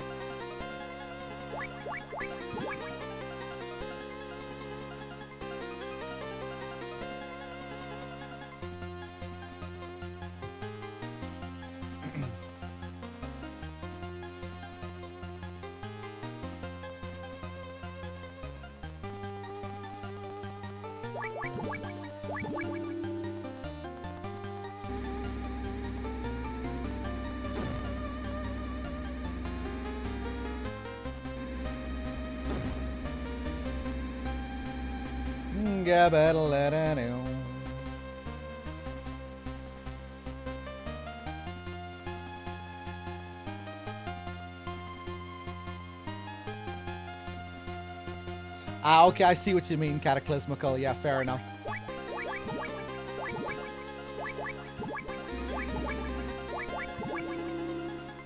Although one detail that I always really liked about that sequence is when you come back after getting the rifle and Meryl is just gone. It's just the blood stain on the ground and Meryl is nowhere to be seen. I always thought that was quite effective.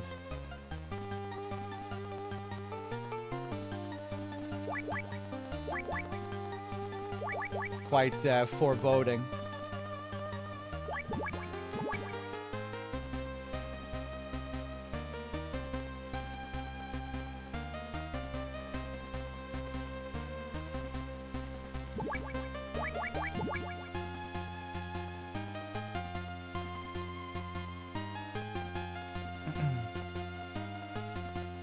Ba-dum-bum-bum-bum. Ah, fuck.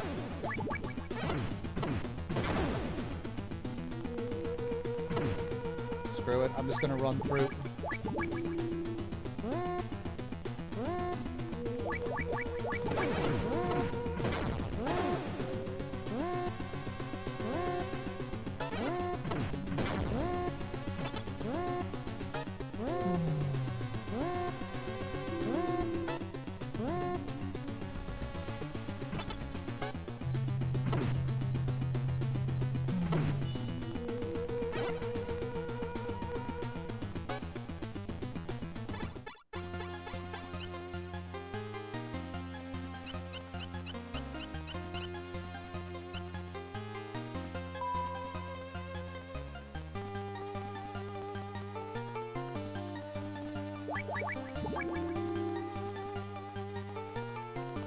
Okay. Show yourself, Master Miller. Who are you really? Snake, you're too late. He's already passed away. His heart couldn't take it anymore. Wait, what's that bruise on his neck? Not to worry, Snake. Marv may be dead, but the plans for Oilix are safe. Marv was a very careful man. He left behind a copy of the plans in case of emergency. He had a reputation as a video game enthusiast. He even used to have them shipped to him from the West every month. A few days ago, he hid some microfilm in the circuit board of one of his game cartridges. It was an MSX cartridge made by a Japanese company called Konami. MSX? That's the world's best-selling brand of computer, isn't it? Perfect product placement in the middle of a climactic death scene. Then he hid the cartridge inside the locker. Where's the key? I don't know. I couldn't get it out of him. Oh, I mean, he never told me. Yes.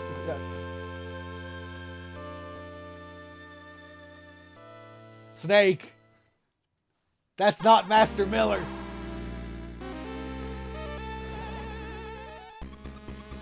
Snake, you're in danger. Holly, what's wrong? Snake, it's Madnar. I thought there was something strange about him, so I had the agency check him out. After he was rescued from outer heaven, apparently things didn't go well for him. His radical theories were rejected in the West. He was dismissed as a madman and shut out from the scientific community. And as time went on, he was forgotten. Madnar wasn't exactly happy with the scientific community either. He must have been searching for some way to get back at them. That's when Zanzibar Land talked him into becoming a double agent. He'd used his status as a scientist to feed technological secrets from East and West to Zanzibar Land. And Dr. Marv's disappearance? Right, the timing is too perfect. Madnar must have given them every detail of Marv's itinerary in the US. Madnar was after Oilix all along. That's why he wanted to go to America with Marv.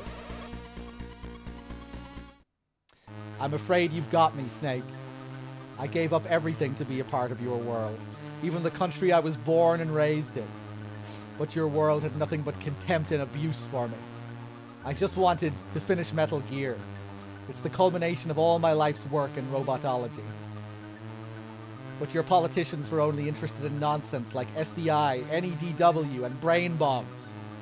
I passed on the scientific secrets of the East and West to Zanzibar, and in return they aided me in my efforts to improve Metal Gear. Madnar, did you kill Dr. Marv? Yes, he would not share the secret of Oilix with me. And it was I who caused Gustava's death on the bridge by contacting Fox from the sewer. The bathroom break! You fucking idiot, Snake. Snake, I know Marv. No, Gustava gave you the key to the locker. Give it to me. Ah!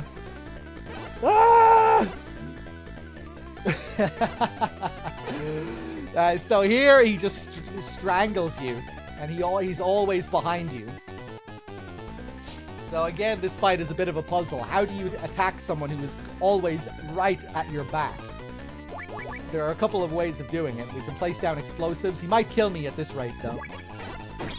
And then, when we have iframes, we'll blow his ass up. Turn around. Get him! Get him! Get him! Get him! Oh! Just about.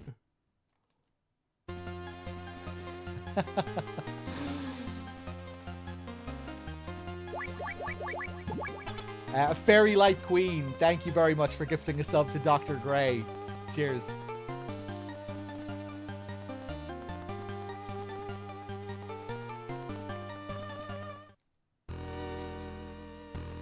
And now, with our frozen key, we can take a look in here.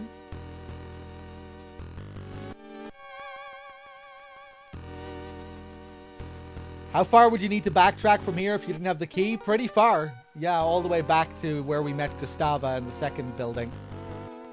In that area, that's where you find the freezer.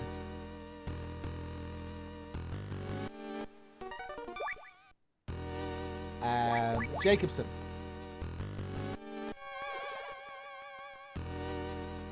Well, that sounds like the highly poisonous Zanzibar hamster. There are 1,183 different species of mice in the world. Hamsters are rodents belonging to the mouse family. They grow to be about 25 to 28 centimeters long and are found across northern Eurasia and in Iraq. That variety was probably bred to be a house pet. House mice are very cautious creatures. They won't come out of their nests with humans around. Their favorite food is cheese. That's it, cheese. You can use cheese as bait. Do you have any on you? Too bad you're not here. I just ordered a pizza myself. Over and out. So, here, we lure these guys out with our cheese ration.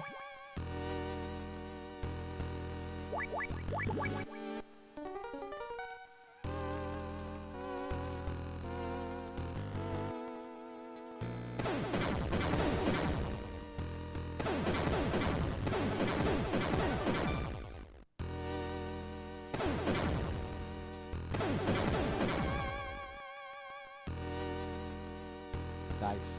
If they touch you, you are dead. One hit kill. It's pretty funny just unloading on this army of hamsters. And we get the cartridge. The game cartridge left behind by Dr. Marv. The Oilix microfilm is hidden inside.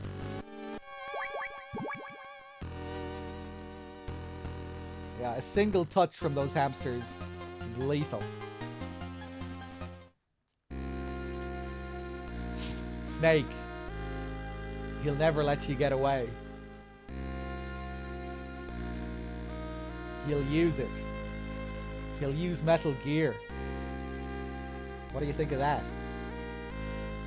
I have one last gift for my daughter Ellen.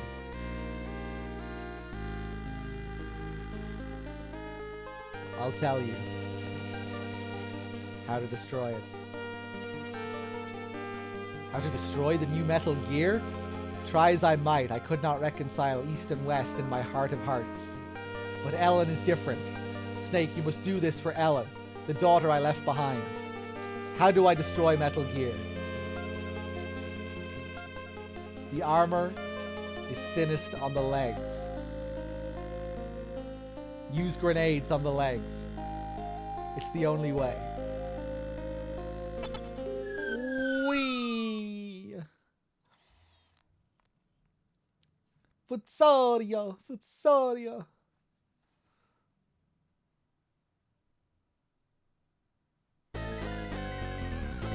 The final delusion of a senile old man. There's no way to destroy this Metal Gear, Snake. Fox, where are you? Come and find out, Snake. Go through the front door.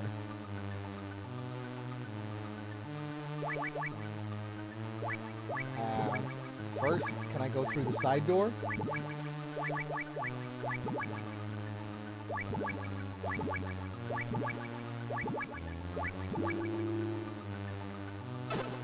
I don't really need all these, but I'm going to take them anyway.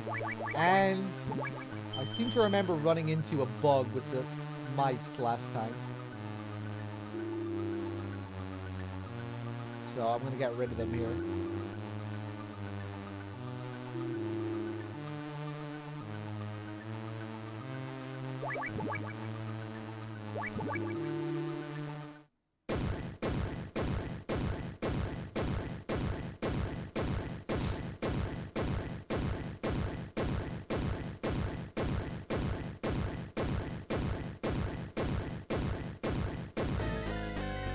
Snake, I'm not the same as I used to be, and neither is Metal Gear. I'll show you what fear really is. Prepare to taste defeat. So, this fight is pretty easy. I don't think Castler even talks about it, does he? No. Yeah, just spam grenades at his legs.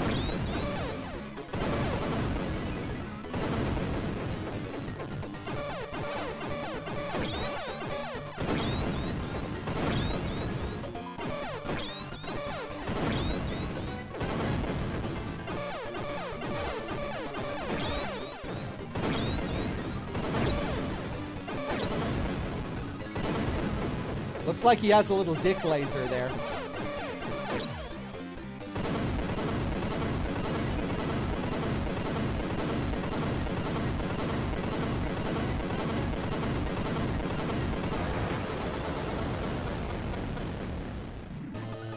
Ah!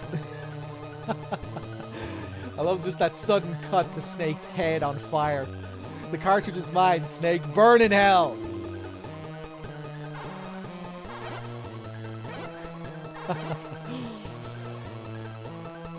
Snake, your items are on fire. Throw away all your weapons and equipment. Quickly. Use the circle button.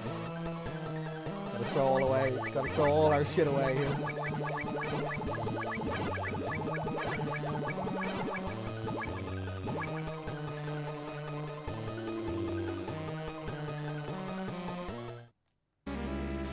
shit. Where am I? The perfect ring for our final battle. It's been a while, Snake. Here we are, back in the minefield.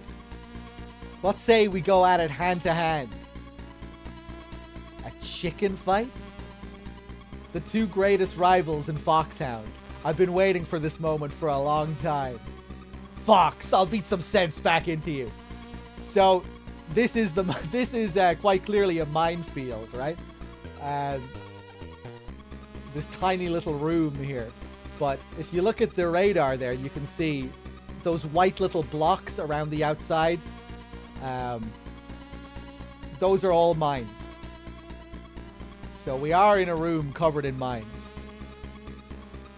I think, though, this might have been something that they added to this version of the game. In the original MSX version, I'm not sure if you have these mines here. It seems a little bit suspicious. Fox, I'll beat some sense back into you. Snake, it's time for you to learn why they call me Fox. Oh, the mines are there on MSX. Really, Jankal? I thought I remembered people saying during one of my previous playthroughs that they weren't there. Well, that's what I get for believing in chat.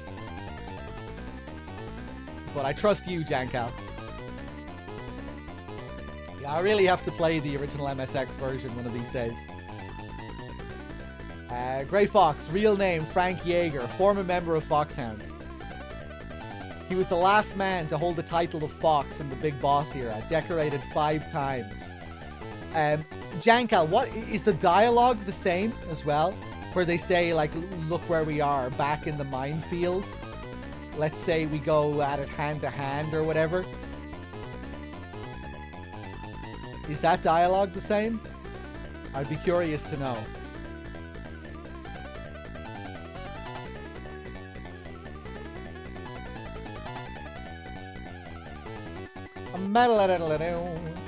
I forget how it goes. Okay, I'd be intrigued to know what that original dialogue is like and how close it is to this.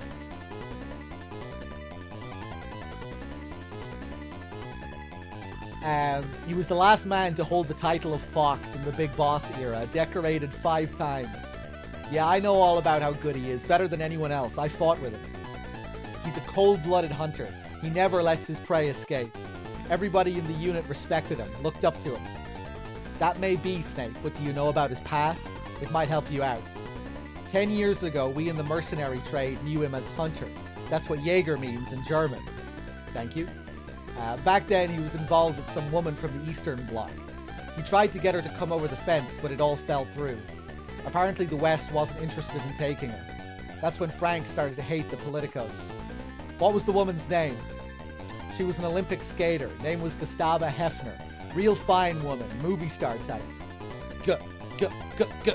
Gustava Hefner? Snake, if you manage to beat Fox, I'll tell everyone that Solid Snake is the greatest mercenary in the world. Over and out.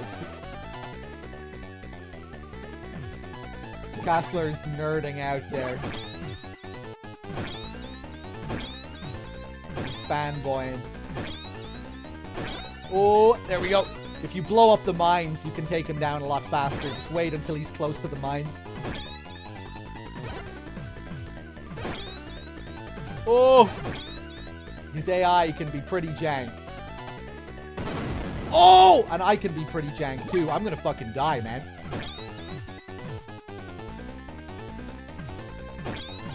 Ah!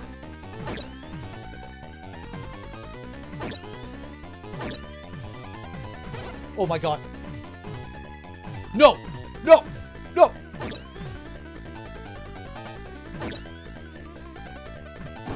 Oh, close!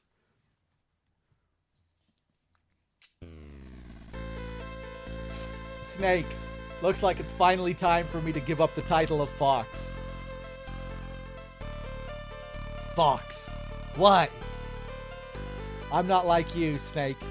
My situation is more complicated. Big Boss might have just been another CO to you, but he saved my life, twice.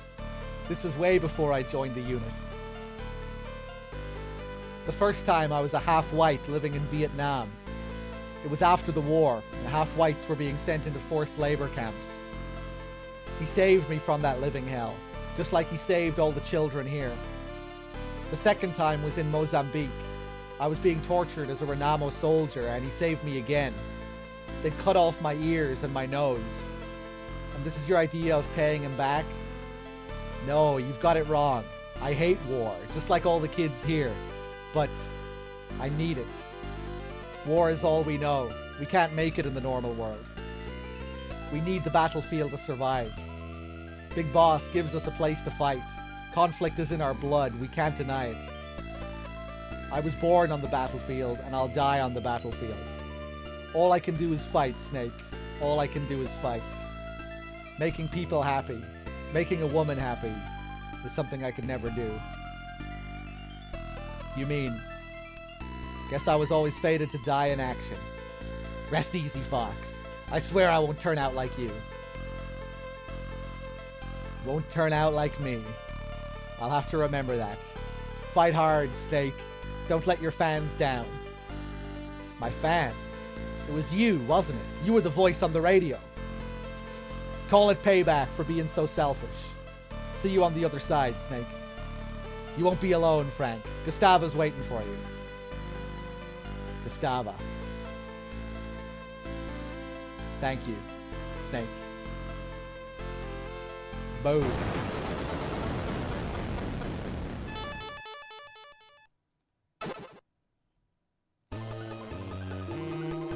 Give me back my cartridge. Over here, Snake. Who could it be? Oh my god. Big Boss. You're alive.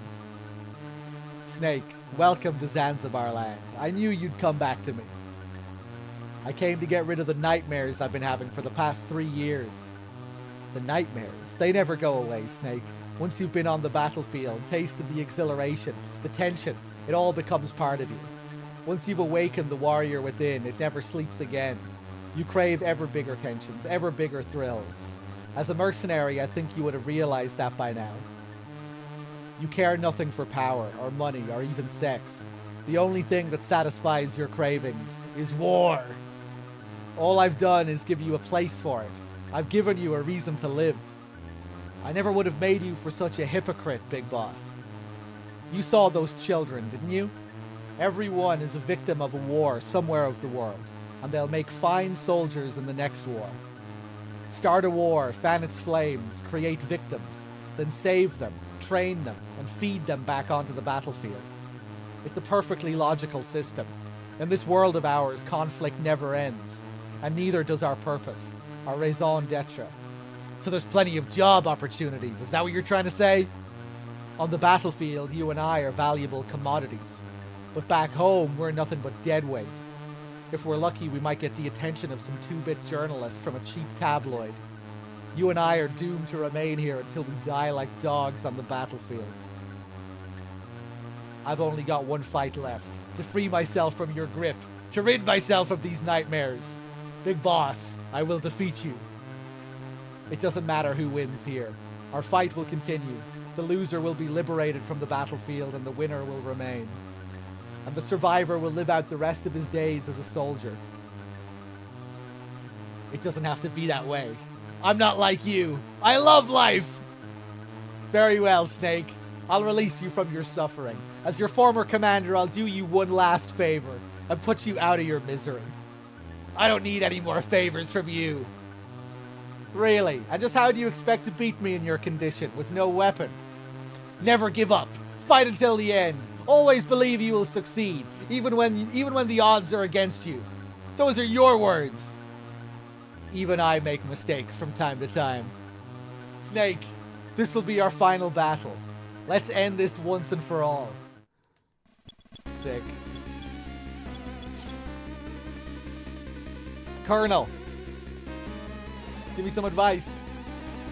Snake, Big Boss is no longer your CO. He's just another madman. Got that? Put aside your personal feelings. Stay focused. You can't afford to lose this battle. There's nothing more we can do for you. The whole world is counting on you, Snake. Good luck. Over and out.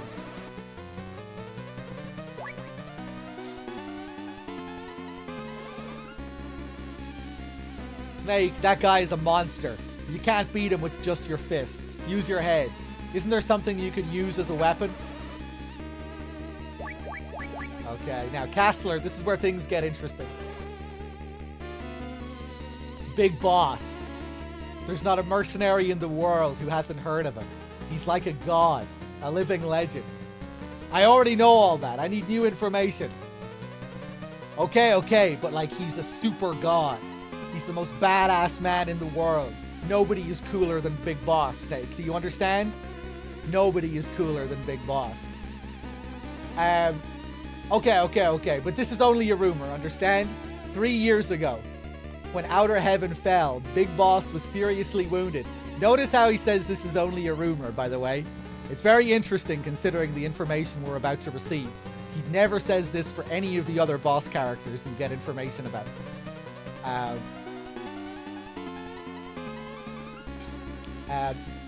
3 years ago, when Outer Heaven fell, Big Boss was seriously wounded. He almost died. He lost both hands, both feet, his right eye, and his right ear. Now, this is already sus. Because in Metal Gear 1, Big Boss has already lost his right eye. At the end of the game, you can see that his sprite is wearing an eye patch. And that it's covering his right eye. So, this info is already looking kind of sus. But somehow he survived. Then an Eastern Bloc despot took an interest in him. Probably couldn't resist getting his hands on a soldier of Big Boss's caliber. They decided to use Big Boss as a guinea pig in Madnar's Snatcher project. I don't know the details, but apparently it involved turning him into a cyborg. Now he's half man and half machine. Hard to believe, I know. Some people have suggested that this is supposed to be a little nod to Snake's Revenge.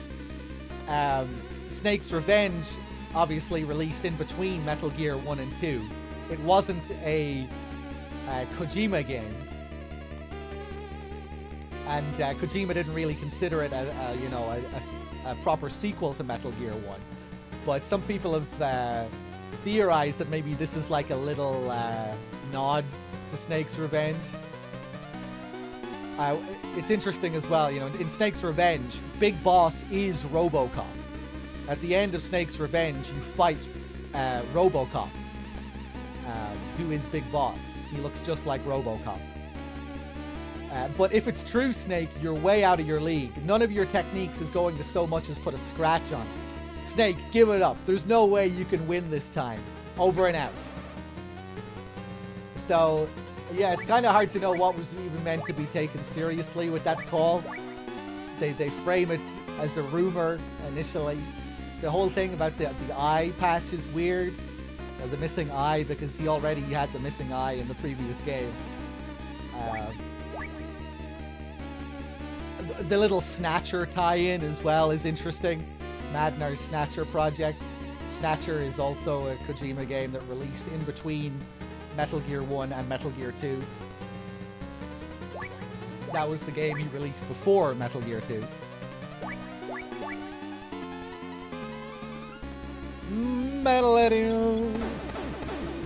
Okay, let's do it.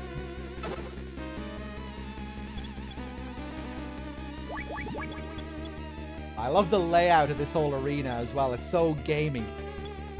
It feels like the whole area was designed specifically for this boss fight. Tiny empty rooms that only contain cards and other key items. Pools of piss everywhere here.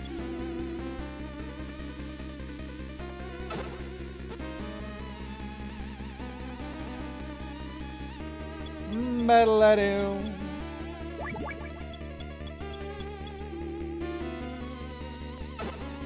Card 6.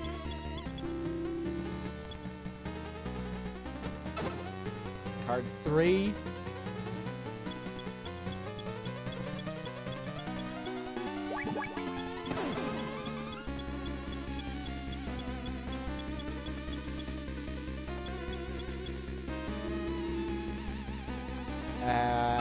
card 4.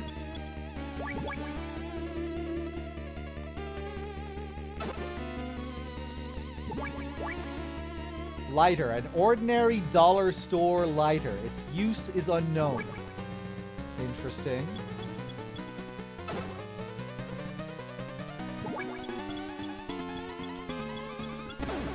Oh, fuck.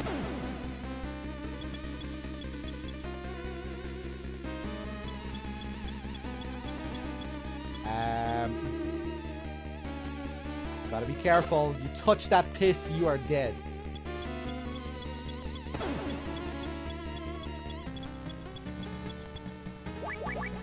Now we're going to use the chocolate to get rid of that piss. And our last item. Spray. Do not use near open flames, the can says. Metallic gray in color. Well, we just found a lighter. Let's test it out.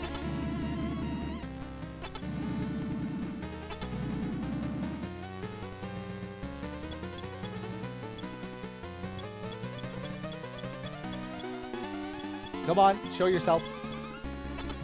Ooh!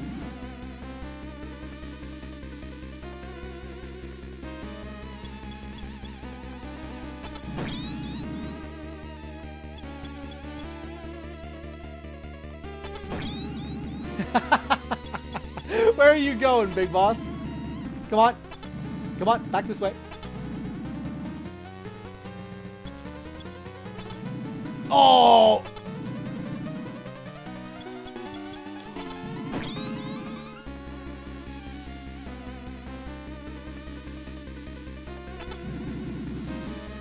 He wasn't ready for this.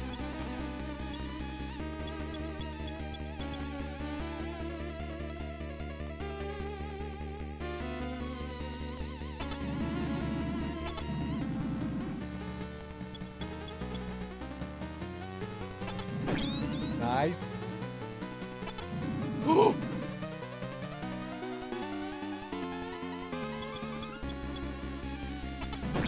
Nice.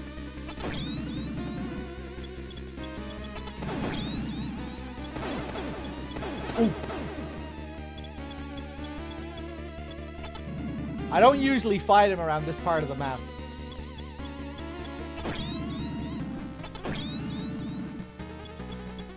Son of a bitch. Nice.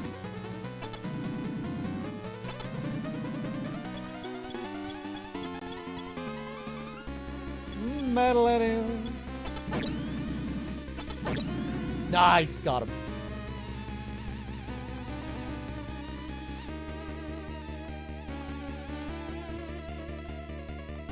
Fried chicken.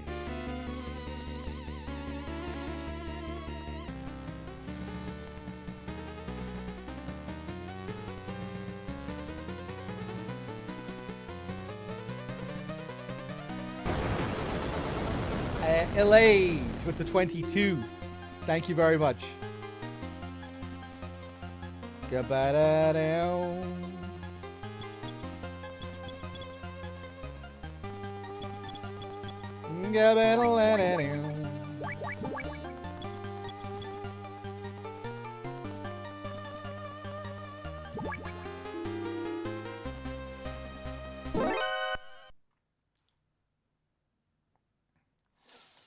It's okay. It's me, Snake.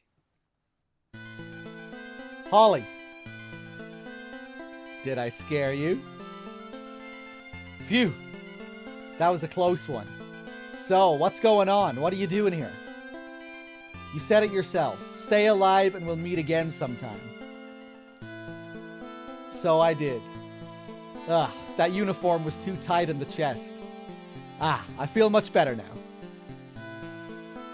Here, I stole this gun from the enemy. You can have it. Yeah, I can see how to be hard for a woman to use. Thanks. So it's all over now, right, Snake? No, I still have one more job to do. You can't be serious. I'm dead serious, Holly. Snake, no, you can't. You want me to call you a cab? Oh my god, that wasn't funny, Snake. This is Snake. Come in, Charlie. This is Charlie. Go ahead, Snake. So what was happening there in that last scene, the idea was that Snake was tricking Holly into thinking he was about to kill her. She just gave him the gun, and it was like, now I just have one last job to do. And that's to take you down. Now I just have one last objective.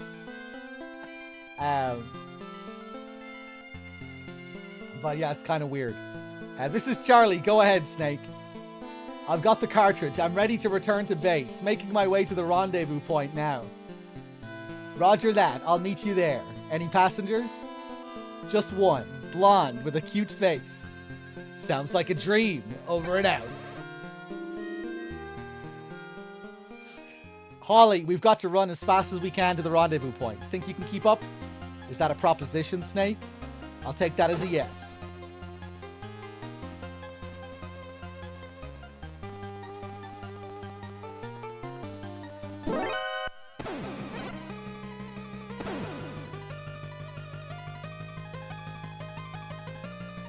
Ba-down, ba-da-down.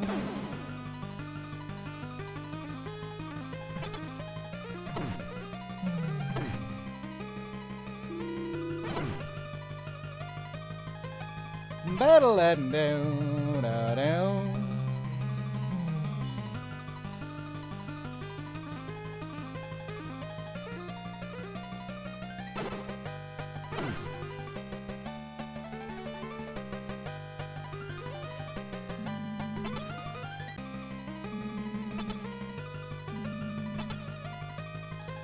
Ga-ba-da-da-down-da-down.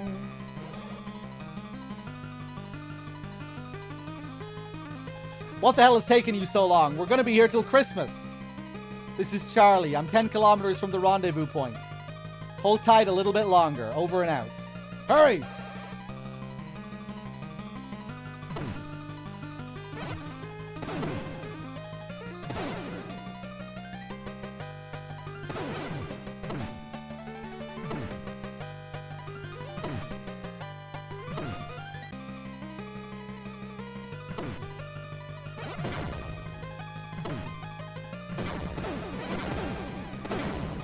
Damn it, I'm out of ammo. Snake!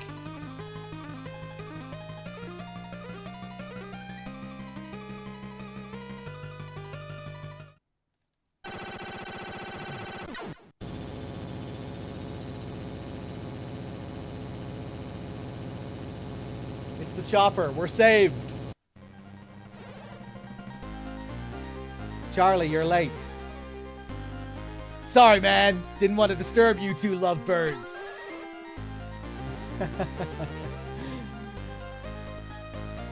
Think we'll be home in time for Christmas? We'll be home in time for dinner, Snake. Let's go, then. I'm looking forward to Christmas dinner. I'm sick of these rations.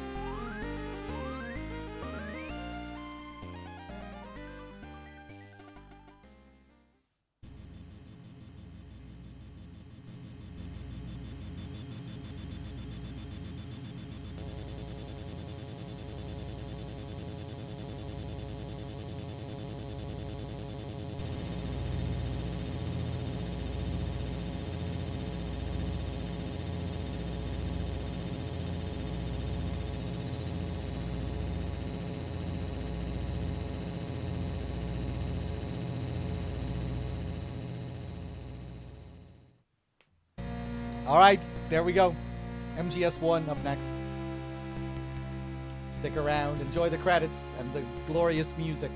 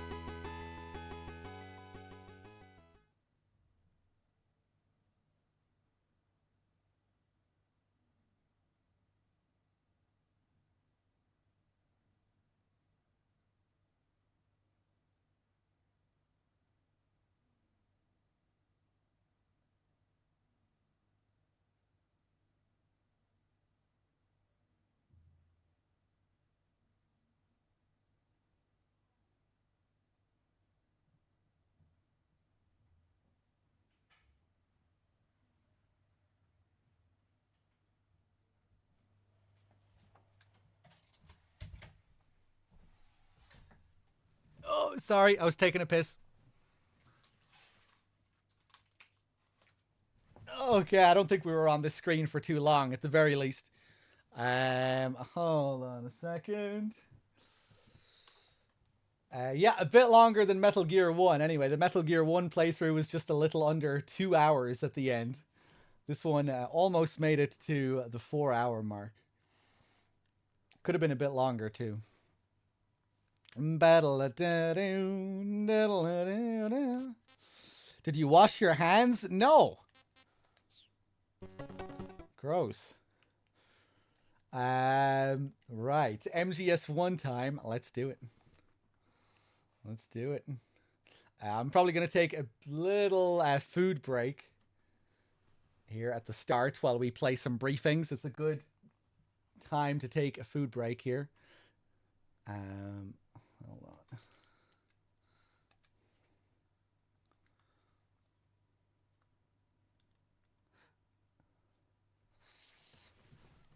Oh, hold on. I'll get rid of this green.